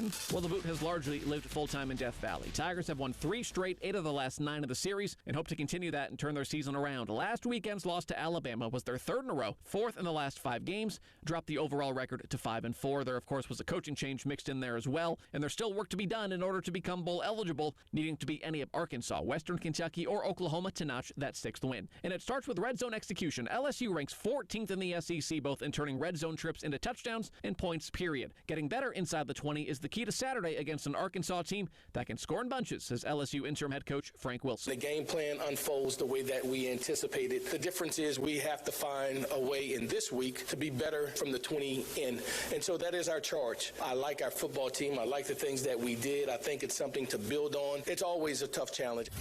Arkansas also an interim head coach in Bobby Petrino, and there are just 3 games left in the season as the setback 2 weeks ago against Mississippi State marked the team's 7th loss, knocking them from bowl contention. The Razorbacks are still winless in league play, but the chances have been there. Losses to Ole Miss, Tennessee, Texas A&M, and Mississippi State, all by 6 points or fewer. 3 of those 4 losses were decided by only a field goal. Plus, they led at the half against Auburn before ultimately losing by 9. Now the league's best offense will go up against the SEC's 4th best scoring defense, and Petrino says success against the Tigers needs to come on the ground. He's always been kind of a down and distance guy. He does a great job. They're really good on defense, and they're going to come in and try to stop your run first. So we're going to have to find a way to run the ball. Tennessee. 2 teams play outside the conference this week. Number 23 Tennessee at home against New Mexico State out of Conference USA. This will be the first ever matchup between the 2 programs, and the Vols can hopefully use it as a chance to get back on track after losing 2 of its last 3 games, putting its CFP hopes on life support. One positive, though, has been the emergence of freshman wideout Braylon Staley. After a 2-touchdown performance in their last game against Oklahoma 2 weeks ago, the South Carolina native now leads the team with 52 receptions and is second in yards and touchdowns. And head coach Josh Heupel hopes his young receiver will continue to play at a really high level. As a young guy, how he grew throughout the course of the last season, during the regular season, his playoff prep, expected that he would take another jump. And when we got back in January, his focus, his preparation, we expected him, because of that growth and how consistent he was every day, to play at a really high level. Kentucky. Our last game of the week sees Kentucky head to the FCS ranks as it welcomes in Tennessee Tech, but don't be fooled by the level. The Golden Eagles sit a perfect 10-0 on the year, are ranked 7th in the FCS polls, have scored 50 or more points in a game 4 times, and all but one of their wins has been by multiple scores. In the first meeting between the pair since 1951, head coach Mark Stoops not taking anything for granted even after a 38-7 thumping of Florida last week. He knows this Tennessee Tech team is not to be trifled with, nor is their quarterback Kakoa Visparis. They got a quarterback with a lot of experience. They have some experience across the board with their team. They're a group that will get into quite a bit of sets. You'll see a lot of 11. You'll see the standard sets out of 11, but you'll see big sets. You'll see 12. You'll see 21. You'll see 13. You see multiple sets.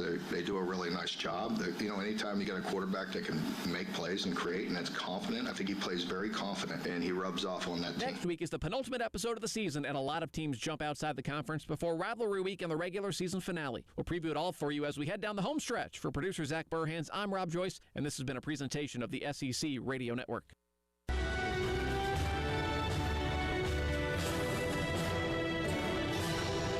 Bill Gunner for Old Tommy Meat Market. Football season is upon us, and that means grilling out during the weekend and enjoying a great steak, maybe some delicious chicken, or some phenomenal salmon. And there's no better place than to stop by Old Tommy Meat Market and pick up a great cut today. St. Andrews Road in Irmo, South Congaree, or the Lexington store. Stop by Old Tommy Meat Market. Tell them Bill Gunner sent you. Old Tommy Meat Market. Quality selection, a cut above the rest. Don't let the insurance companies intimidate you. We'll take them to court. We got a $2.4 million verdict for a client who was hurt in a car wreck. Good heavens, dial all sevens now. To get your attorney, dial 800 all sevens now. Herb Glass is responsible for this ad, and cases are handled at 32 Ann Street, Charleston, South Carolina, 29403. Paid endorsement, not actually client. Results may vary. Football season is here, and that means finding the best way to watch the big game. If you're not there, then the best way is with an amazing home theater system to catch all the action, and no one is better at getting you ready than Integrated Media. Check out their work on Facebook and Instagram, then set up an appointment at 803-948-8327. One room, whole house, outdoors, Wi-Fi that works everywhere. No better way to watch your team than with integrated media. That's 803-948-8327, Integrated Media. Even the best players need a strong team behind them. Atkins Law is always there for you, whether you're hurt on the job or in a motor vehicle accident. Who you hire matters. You focus on recovery, and we'll handle the rest. As proud Gamecock alumni, we understand what it means to have a good support system on and off the court. So when life takes an unexpected turn, trust the team that fights for you. Call us at 803-251-6406 or visit hollyatkinslaw.com. Your home for the Gamecocks. 107.5 The Game. WNKT Eastover, Columbia. A Cumulus media station. The following is a Learfield presentation of the Gamecocks Sports Network. Game day is here. Up in the pocket, gonna run inside the 20, 10, going left side, touchdown, Lenora Sellers. And Gamecock Nation is ready. Competition is a core value of the program. Rolling right side, throws underneath. Is the ball picked up? It is! The Gamecocks have got it on a turnover. They shut it down at Death Valley. Nobody panicked. We stayed poised and composed and found a way to come back. It's the Gamecock football. They did it again. Got them on 4th and 1. They did. Are you kidding me? Touchdown, Carolina. Touchdown, Jared Brown. Forever to thee.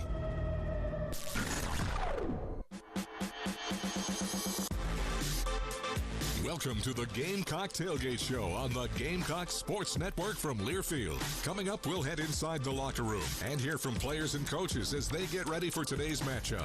And we'll take a look at scores from around the country. Now, to kick things off, here's 2025 South Carolina Statewide Sportscaster of the Year, Chris Miller. It is a Saturday morning in the Palmetto State today, where for the 12th time, your South Carolina Gamecocks meet up with the Texas A&M Aggies in College Station. That's where the game is this year as the battle for the Bonham Trophy happens again. Good morning. Chris Miller along with Tyler Cupp getting the scene set for this 12th meeting where the Texas A&M Aggies lead the series all time, 9-2. However, the Gamecocks have won 2 out of the last 3. But they've never won in College Station. Tyler, this is a monumental mountain for the Gamecocks to climb. You got to win out to be eligible for a bowl. As you currently sit with your record with 6 losses, you get to 7 losses, no chance. You got 3 games remaining. But this may be, this is the toughest test when you look at what's left. Number 3 team in the country, undefeated, playing as good a football as they've played in some time. You get Coastal Carolina next week, you get Clemson the following week. But if you want to go to a bowl, you got to win all 3, and it starts today against the Aggies. Yeah, it sounds like a broken record as what we talked about on the Ole Miss broadcast 2 weeks ago before the bye. Backs against the wall. Your season is today. And, this Texas A&M team, when you look at the numbers, we're going to go through some split stats later in the program.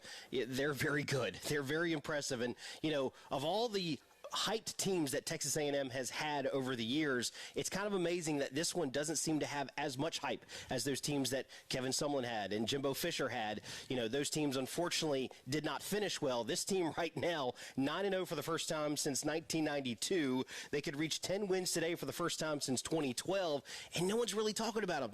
3rd-ranked team in the country. A lot of people say they could be number 1, but the fact of the matter is South Carolina knows what they need to do, and they need to put it all out on the field for a 11 a.m. Central time kickoff, of course. We will get to that. But nonetheless, this is going to be a very, very tough test for the South Carolina Gamecocks today. Gamecocks lost the first 8 games in the series to the Aggies, but then winners of 2 out of the last 3. But both of those have come in Columbia. The win last year was maybe one of the best games at Williams-Brice in history, where the Gamecocks, it was all square at 20 at the half. Then South Carolina exploded for 24 points in the second half en route to just destroying the Aggies, 44-20. And it really sent Texas A&M season in a tailspin after that and ignited the Gamecocks finish where they won 6 consecutive games. And they're going to need to go on a streak to end the season this year if they want to go to postseason play. And unfortunately, a little bit of the press conference chatter this week was talking about that game last year. Oh, yeah. And Coach Elko Rocco and Marcel Reed and some of the guys that remember that are looking to avenge that loss. And that's going to be something that South Carolina, I'm sure, has realized through this game plan. Of course, they can't worry about that, but at the end of the day, revenge is on the minds of the Aggies. This game, as you heard from Tyler, it's an 11 a.m. local kickoff. That's noon Eastern, so an early kick tends to favor the visiting team. We will see Gamecocks coming off a bye. Texas A&M, meanwhile, had a large victory last week at Missouri, 38-17. You look at the remaining Aggie schedule. Gamecocks today, then Samford. Yes, Samford next week at noon. Then he ended at Texas, 7:30 kick. So, I mean, really, you win 2 out of the last 3. You're definitely going to the college football playoff. Heck, maybe if you win 1 out of your last 3, I think Texas, a 2-loss Texas A&M team, they would be tough to keep out. But losers of 2 of your last 3, it's all about how you end too. But nonetheless, the Bonham Trophy on the line. We'll tell you about that Bonham Trophy a little bit later as well. Hey, it's the most wonderful time of the year, football season. Whether you're toasting a win or gearing up for the big game, Bottles Beverage Superstore is always a win. From our specially curated wine and liquor selections to our amazing beer inventory and everything in between. We've got the perfect pour for every fan. Drop by any of our 4 stores in Columbia, Somerville, Mount Pleasant, and Greenville, and check out our website at shopbottles.com. We'll be back as the Tailgate Show continues after this. You're locked into the Gamecock Tailgate Show. The Gamecock Tailgate Show is brought to you by your Carolina Ford dealers. See your Carolina Ford dealer today, official partner of Gamecock Athletics. By Aetna Medicare. Medicare annual enrollment ends December 7th. And by Coke Zero Sugar. Fan work is thirsty work. Enjoy a Coca-Cola. The Gamecock Tailgate Show continues after these messages on the Gamecock Sports Network from Learfield. It's not just football season, Gamecock fans. It's tailgate season. So stock yours with plenty of fresh, locally grown, certified SC foods and drinks. Not only will you help support our state's farmers, enjoying farm to table can be on any table, like folding tables and your lap tables, truck tailgate tables, buffet tables, or whatever table. So choose fresh, choose local, choose certified SC. It's a matter of taste. Learn more at certifiedsc.com. Coors Light presents To Chill or Not to Chill. When your friend skips your favorite song on the playlist. End the friendship. Or choose chill because that song lives rent-free in your head anyway. And you planned ahead by bringing Coors Light to the party. And the sound of that ice-cold can cracking open was music to your ears already. Coors Light. Choose chill. Celebrate responsibly. 2025 Coors Brewing Company, Golden, Colorado. This is South Carolina football. Carolina comes after it. Another block punt, and we dive on it. The special teams and Beamer ball come through again. Back in 60 seconds on the Gamecock Sports Network from Learfield. Bill Gunner for Old Timey Meat Market. The fall is upon us. That means grilling out season. And do you need a new grill? Well, at Old Timey Meat Market, they have a great line of Traeger grills. Get over to the Lexington store, your Traeger grill home, and check out all the great deals that they have going on right now. Trust me, you want to be grilling this fall, and you want to be doing it with a Traeger grill from Old Timey Meat Market. Old Timey Meat Market. Quality selection, a cut above the rest. Looking for a tow that won't drive you insane? Schroeder's Towing has got your back and then some. With almost 2,000 Google reviews and a near 5-star rating, Schroeder's Towing is the most respected hookers in town. Whether you're stuck on the side of the road or just need a lift, our reliable service is always ready to roll with 24-hour towing and emergency services. Call Schroeder's Towing today. Always on, always there.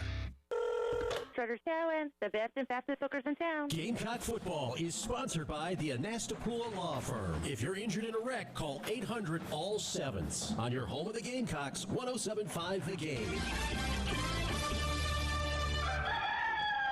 Gonna roll left side, throw it back, and that's Josh Simon caught back in the end zone.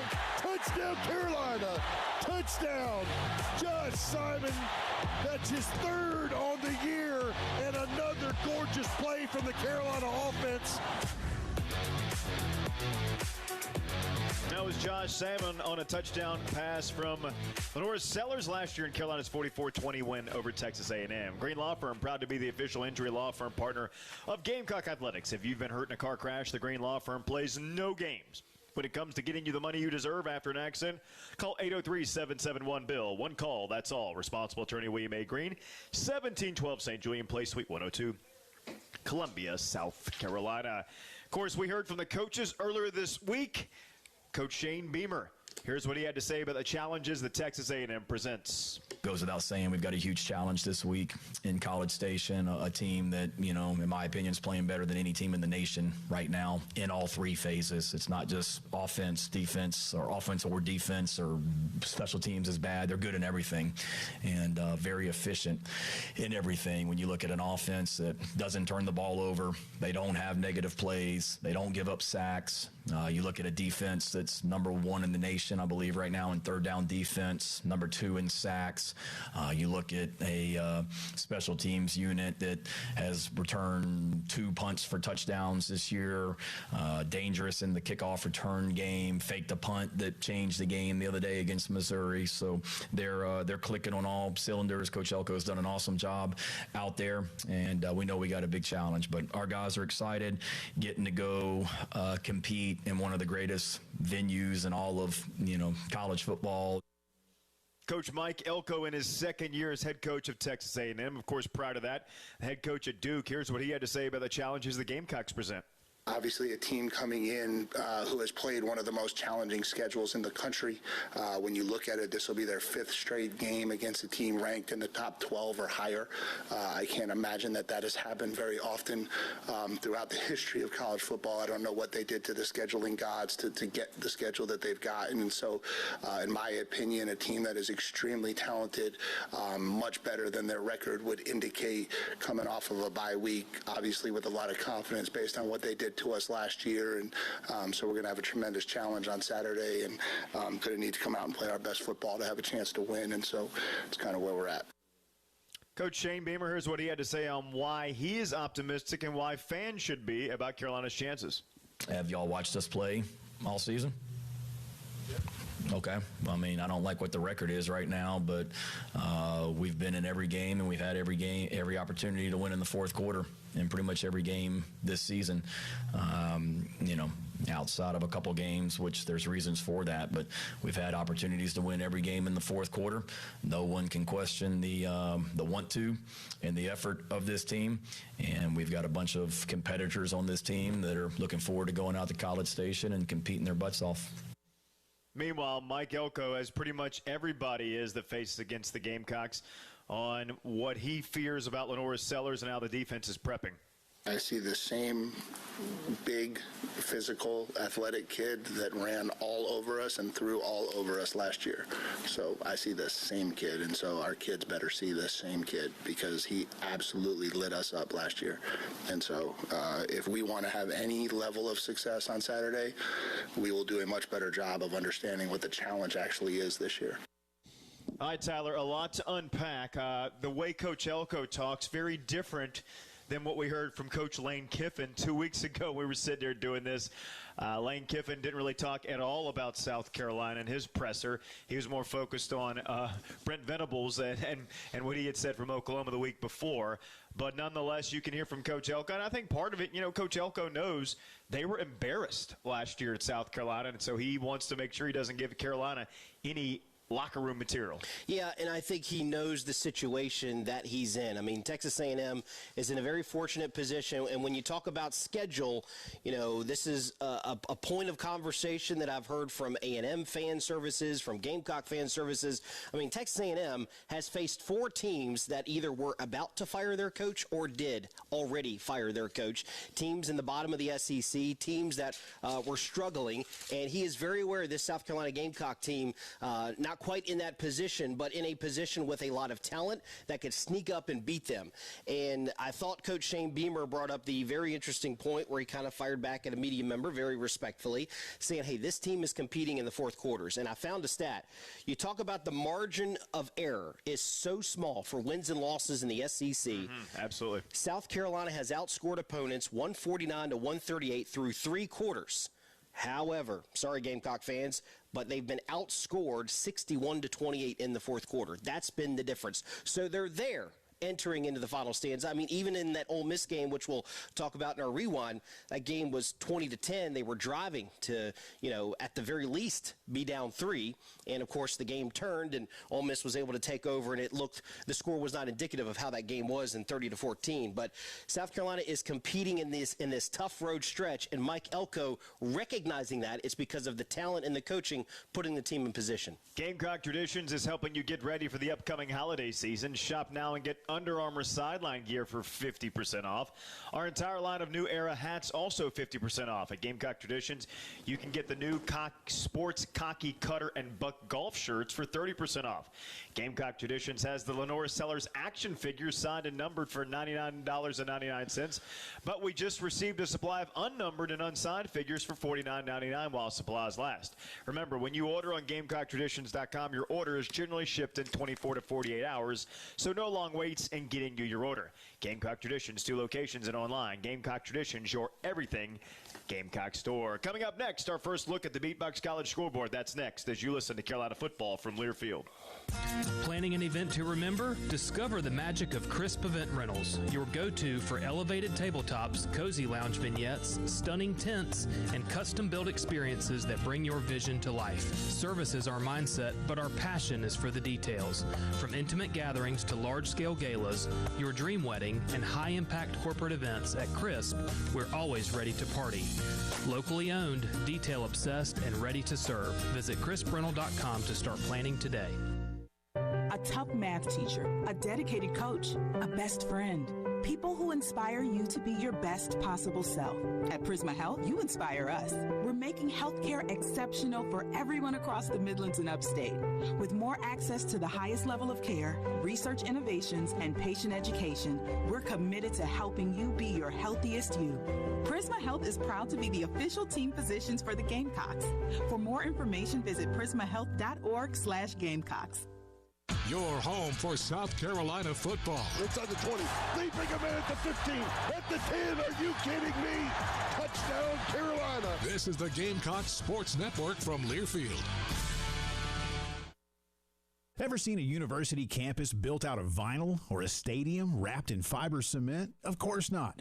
The buildings that matter are built with brick because unlike the flimsy stuff, U.S. Brick is sustainable, durable, and just gets better looking with age. Whether you're building new or upgrading your backyard, U.S. Brick has the materials and the experts to make it happen. Visit their new Exterior Design Center at 300 UG Street and build like a champion. Build tough. Build timeless. Build with U.S. Brick. Currently car shopping? State Credit Union now has auto loan rates as low as 4.25% APR. Plus, you'll have no car payment for up to 90 days, just in time for the holidays. Visit one of State Credit Union's 19 full-service branches or their website, scscu.com, and apply online for your new car loan today. That's scscu.com. Terms and conditions apply. Equal housing lender. Federally insured by the NCUA. Gamecock football is sponsored by the Anastapula Law Firm. If you're injured in a wreck, call 800-ALL-7s. On your home of the Gamecocks, 107.5 The Game.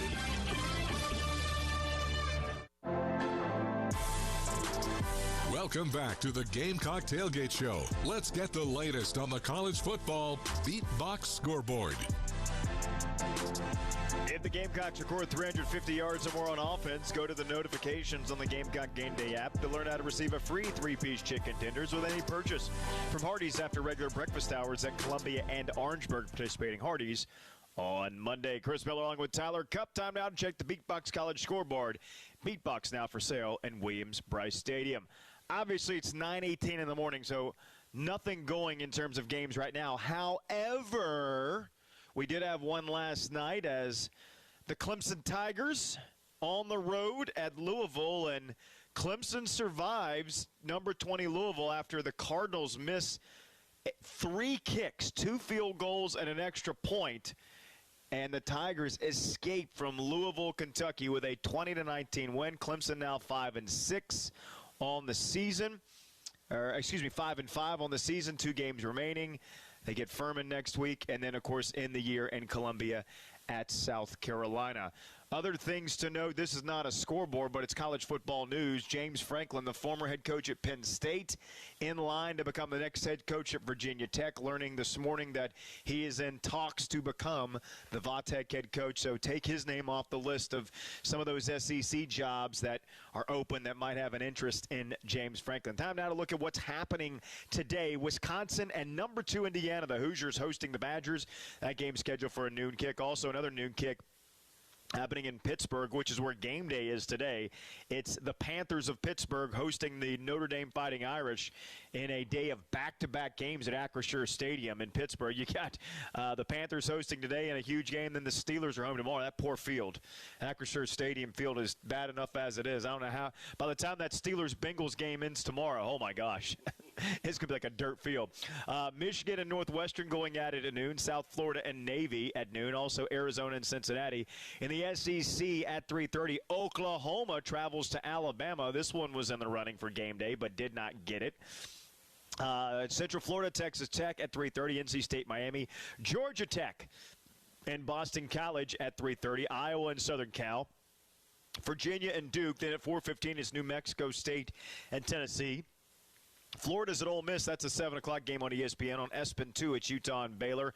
UCLA goes to number 1 Ohio State at 7:30. Texas and Georgia. That's a big one. This game's happening in Georgia. That's 5 versus 10 matchup. And then the late game on ESPN is BYU and TCU. Games in the SEC not involving teams in the top 25 includes LSU and Arkansas. Who would have thought that would have been one not without top 25 teams? LSU and Arkansas scheduled for a 12:45 kick. This one's going to be interesting. We'll talk about this in our SEC roundtable, but 10-0 Tennessee Tech goes to 4-5 Kentucky.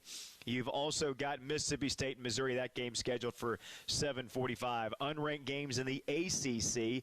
You've got North Carolina and Wake Forest fighting Bill Belichick's are getting their act together.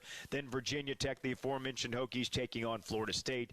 That game, again, scheduled for 7:30. That's a look at the Beatbox College scoreboard. Beatbox now for sale in Williams-Brice Stadium. Thanks to ACS Sound and Lighting for providing all of the audio equipment at Gamecock Village for the band, VIP areas, and at our radio stage. In fact, for decades, ACS has provided audio for lots of Gamecock sports and venues. Check them out at acsweb.com. That's acsweb.com. Coming up next, Brad Muller has a special guest from Prism Health. You're listening to The Tailgate Show on the Gamecock Sports Network from Learfield.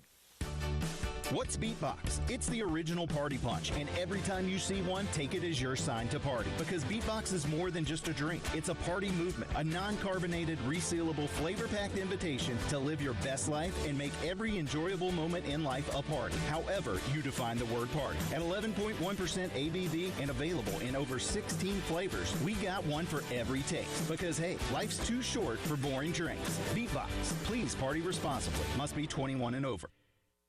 What a matchup we've got, folks. Just nonstop action. The energy is electric and the fans are all in. An intense game like this calls for a Coca-Cola. Crisp and refreshing. That's a game changer. Yeah, that taste scores every time. And just like that, they're back at it. Passionate fans and an ice-cold Coca-Cola. Now that's a winning combo. No matter the team, no matter the sport, everyone knows fan work is thirsty work. Enjoy a Coca-Cola. More coverage of South Carolina football after these local messages. Ball tipped up in the air. It's picked off. The Gamecocks down the far sideline. The linebackers knocked out of bounds. On the Gamecock Sports Network from Learfield. Hendrick. Columbia's new choice for Chevy and GMC sales and service is now open. Introducing the all-new Hendrick Chevrolet and Hendrick GMC, part of Hendrick Automotive Group, the #1 rated dealer group in the nation. Choose from an even larger selection of Chevy and GMC trucks and SUVs. Get world-class Hendrick service. And buy now and make no payments for 90 days. Experience the Hendrick difference at the all-new Hendrick Chevrolet and Hendrick GMC in Columbia. With approved credit, see dealer for details. When you make a large purchase like a home, experience always matters. At Lexington Discount Homes, with thousands of satisfied customers, they're here to make your own home a reality. Located at 1847 Augusta Highway in Lexington, stop by and see such brands as Scott Built, Fleetwood, Live Oak, Cabco, and Clayton. Lexington Discount Homes, 1847 Augusta Highway in Lexington, or call 951-1900. When experience matters, come to the experts. LexingtonDiscountHomes.com. Gamecock football is sponsored by the Anastapula Law Firm. If you're injured in a wreck, call 800-ALL-7s. On your home of the Gamecocks, 107.5 The Game. Hi, everyone. Brad Muller joined by Dr. Rachel Glenn. She's a fellowship-trained hand surgeon with Prisma Health Orthopedics and Sports Medicine Institute. She's here to talk about how hand injuries affect both athletes and fans alike and how Prisma Health helps them get back to doing what they love. And Dr. Glenn, I appreciate you joining us. First of all, I know hand injuries are common in sports, but they can happen to anyone. What are some of the most frequent hand injuries you treat? So I see a wide variety of hand injuries, from anything from a fracture to a nerve injury to a tendon injury, or to sprains of joints. Athletes can have a lot of different injuries, and I pretty much treat anything that can happen to them. Okay. Well, when someone injures their hand, what are some signs that it's more serious and they should see a specialist? Any injury that you're concerned about with significant swelling, numbness, tingling in the fingers, trouble moving the fingers, would be a good idea to get that checked out. The hands are pretty complicated, and even small injuries can lead to long-term detriment. So any concerning features at all or just want to get it checked out, that's always a good idea. All right. Well, athletes, of course, rely on their hands for performance, and fans rely on theirs for, well, everything from cheering to grilling and all that. How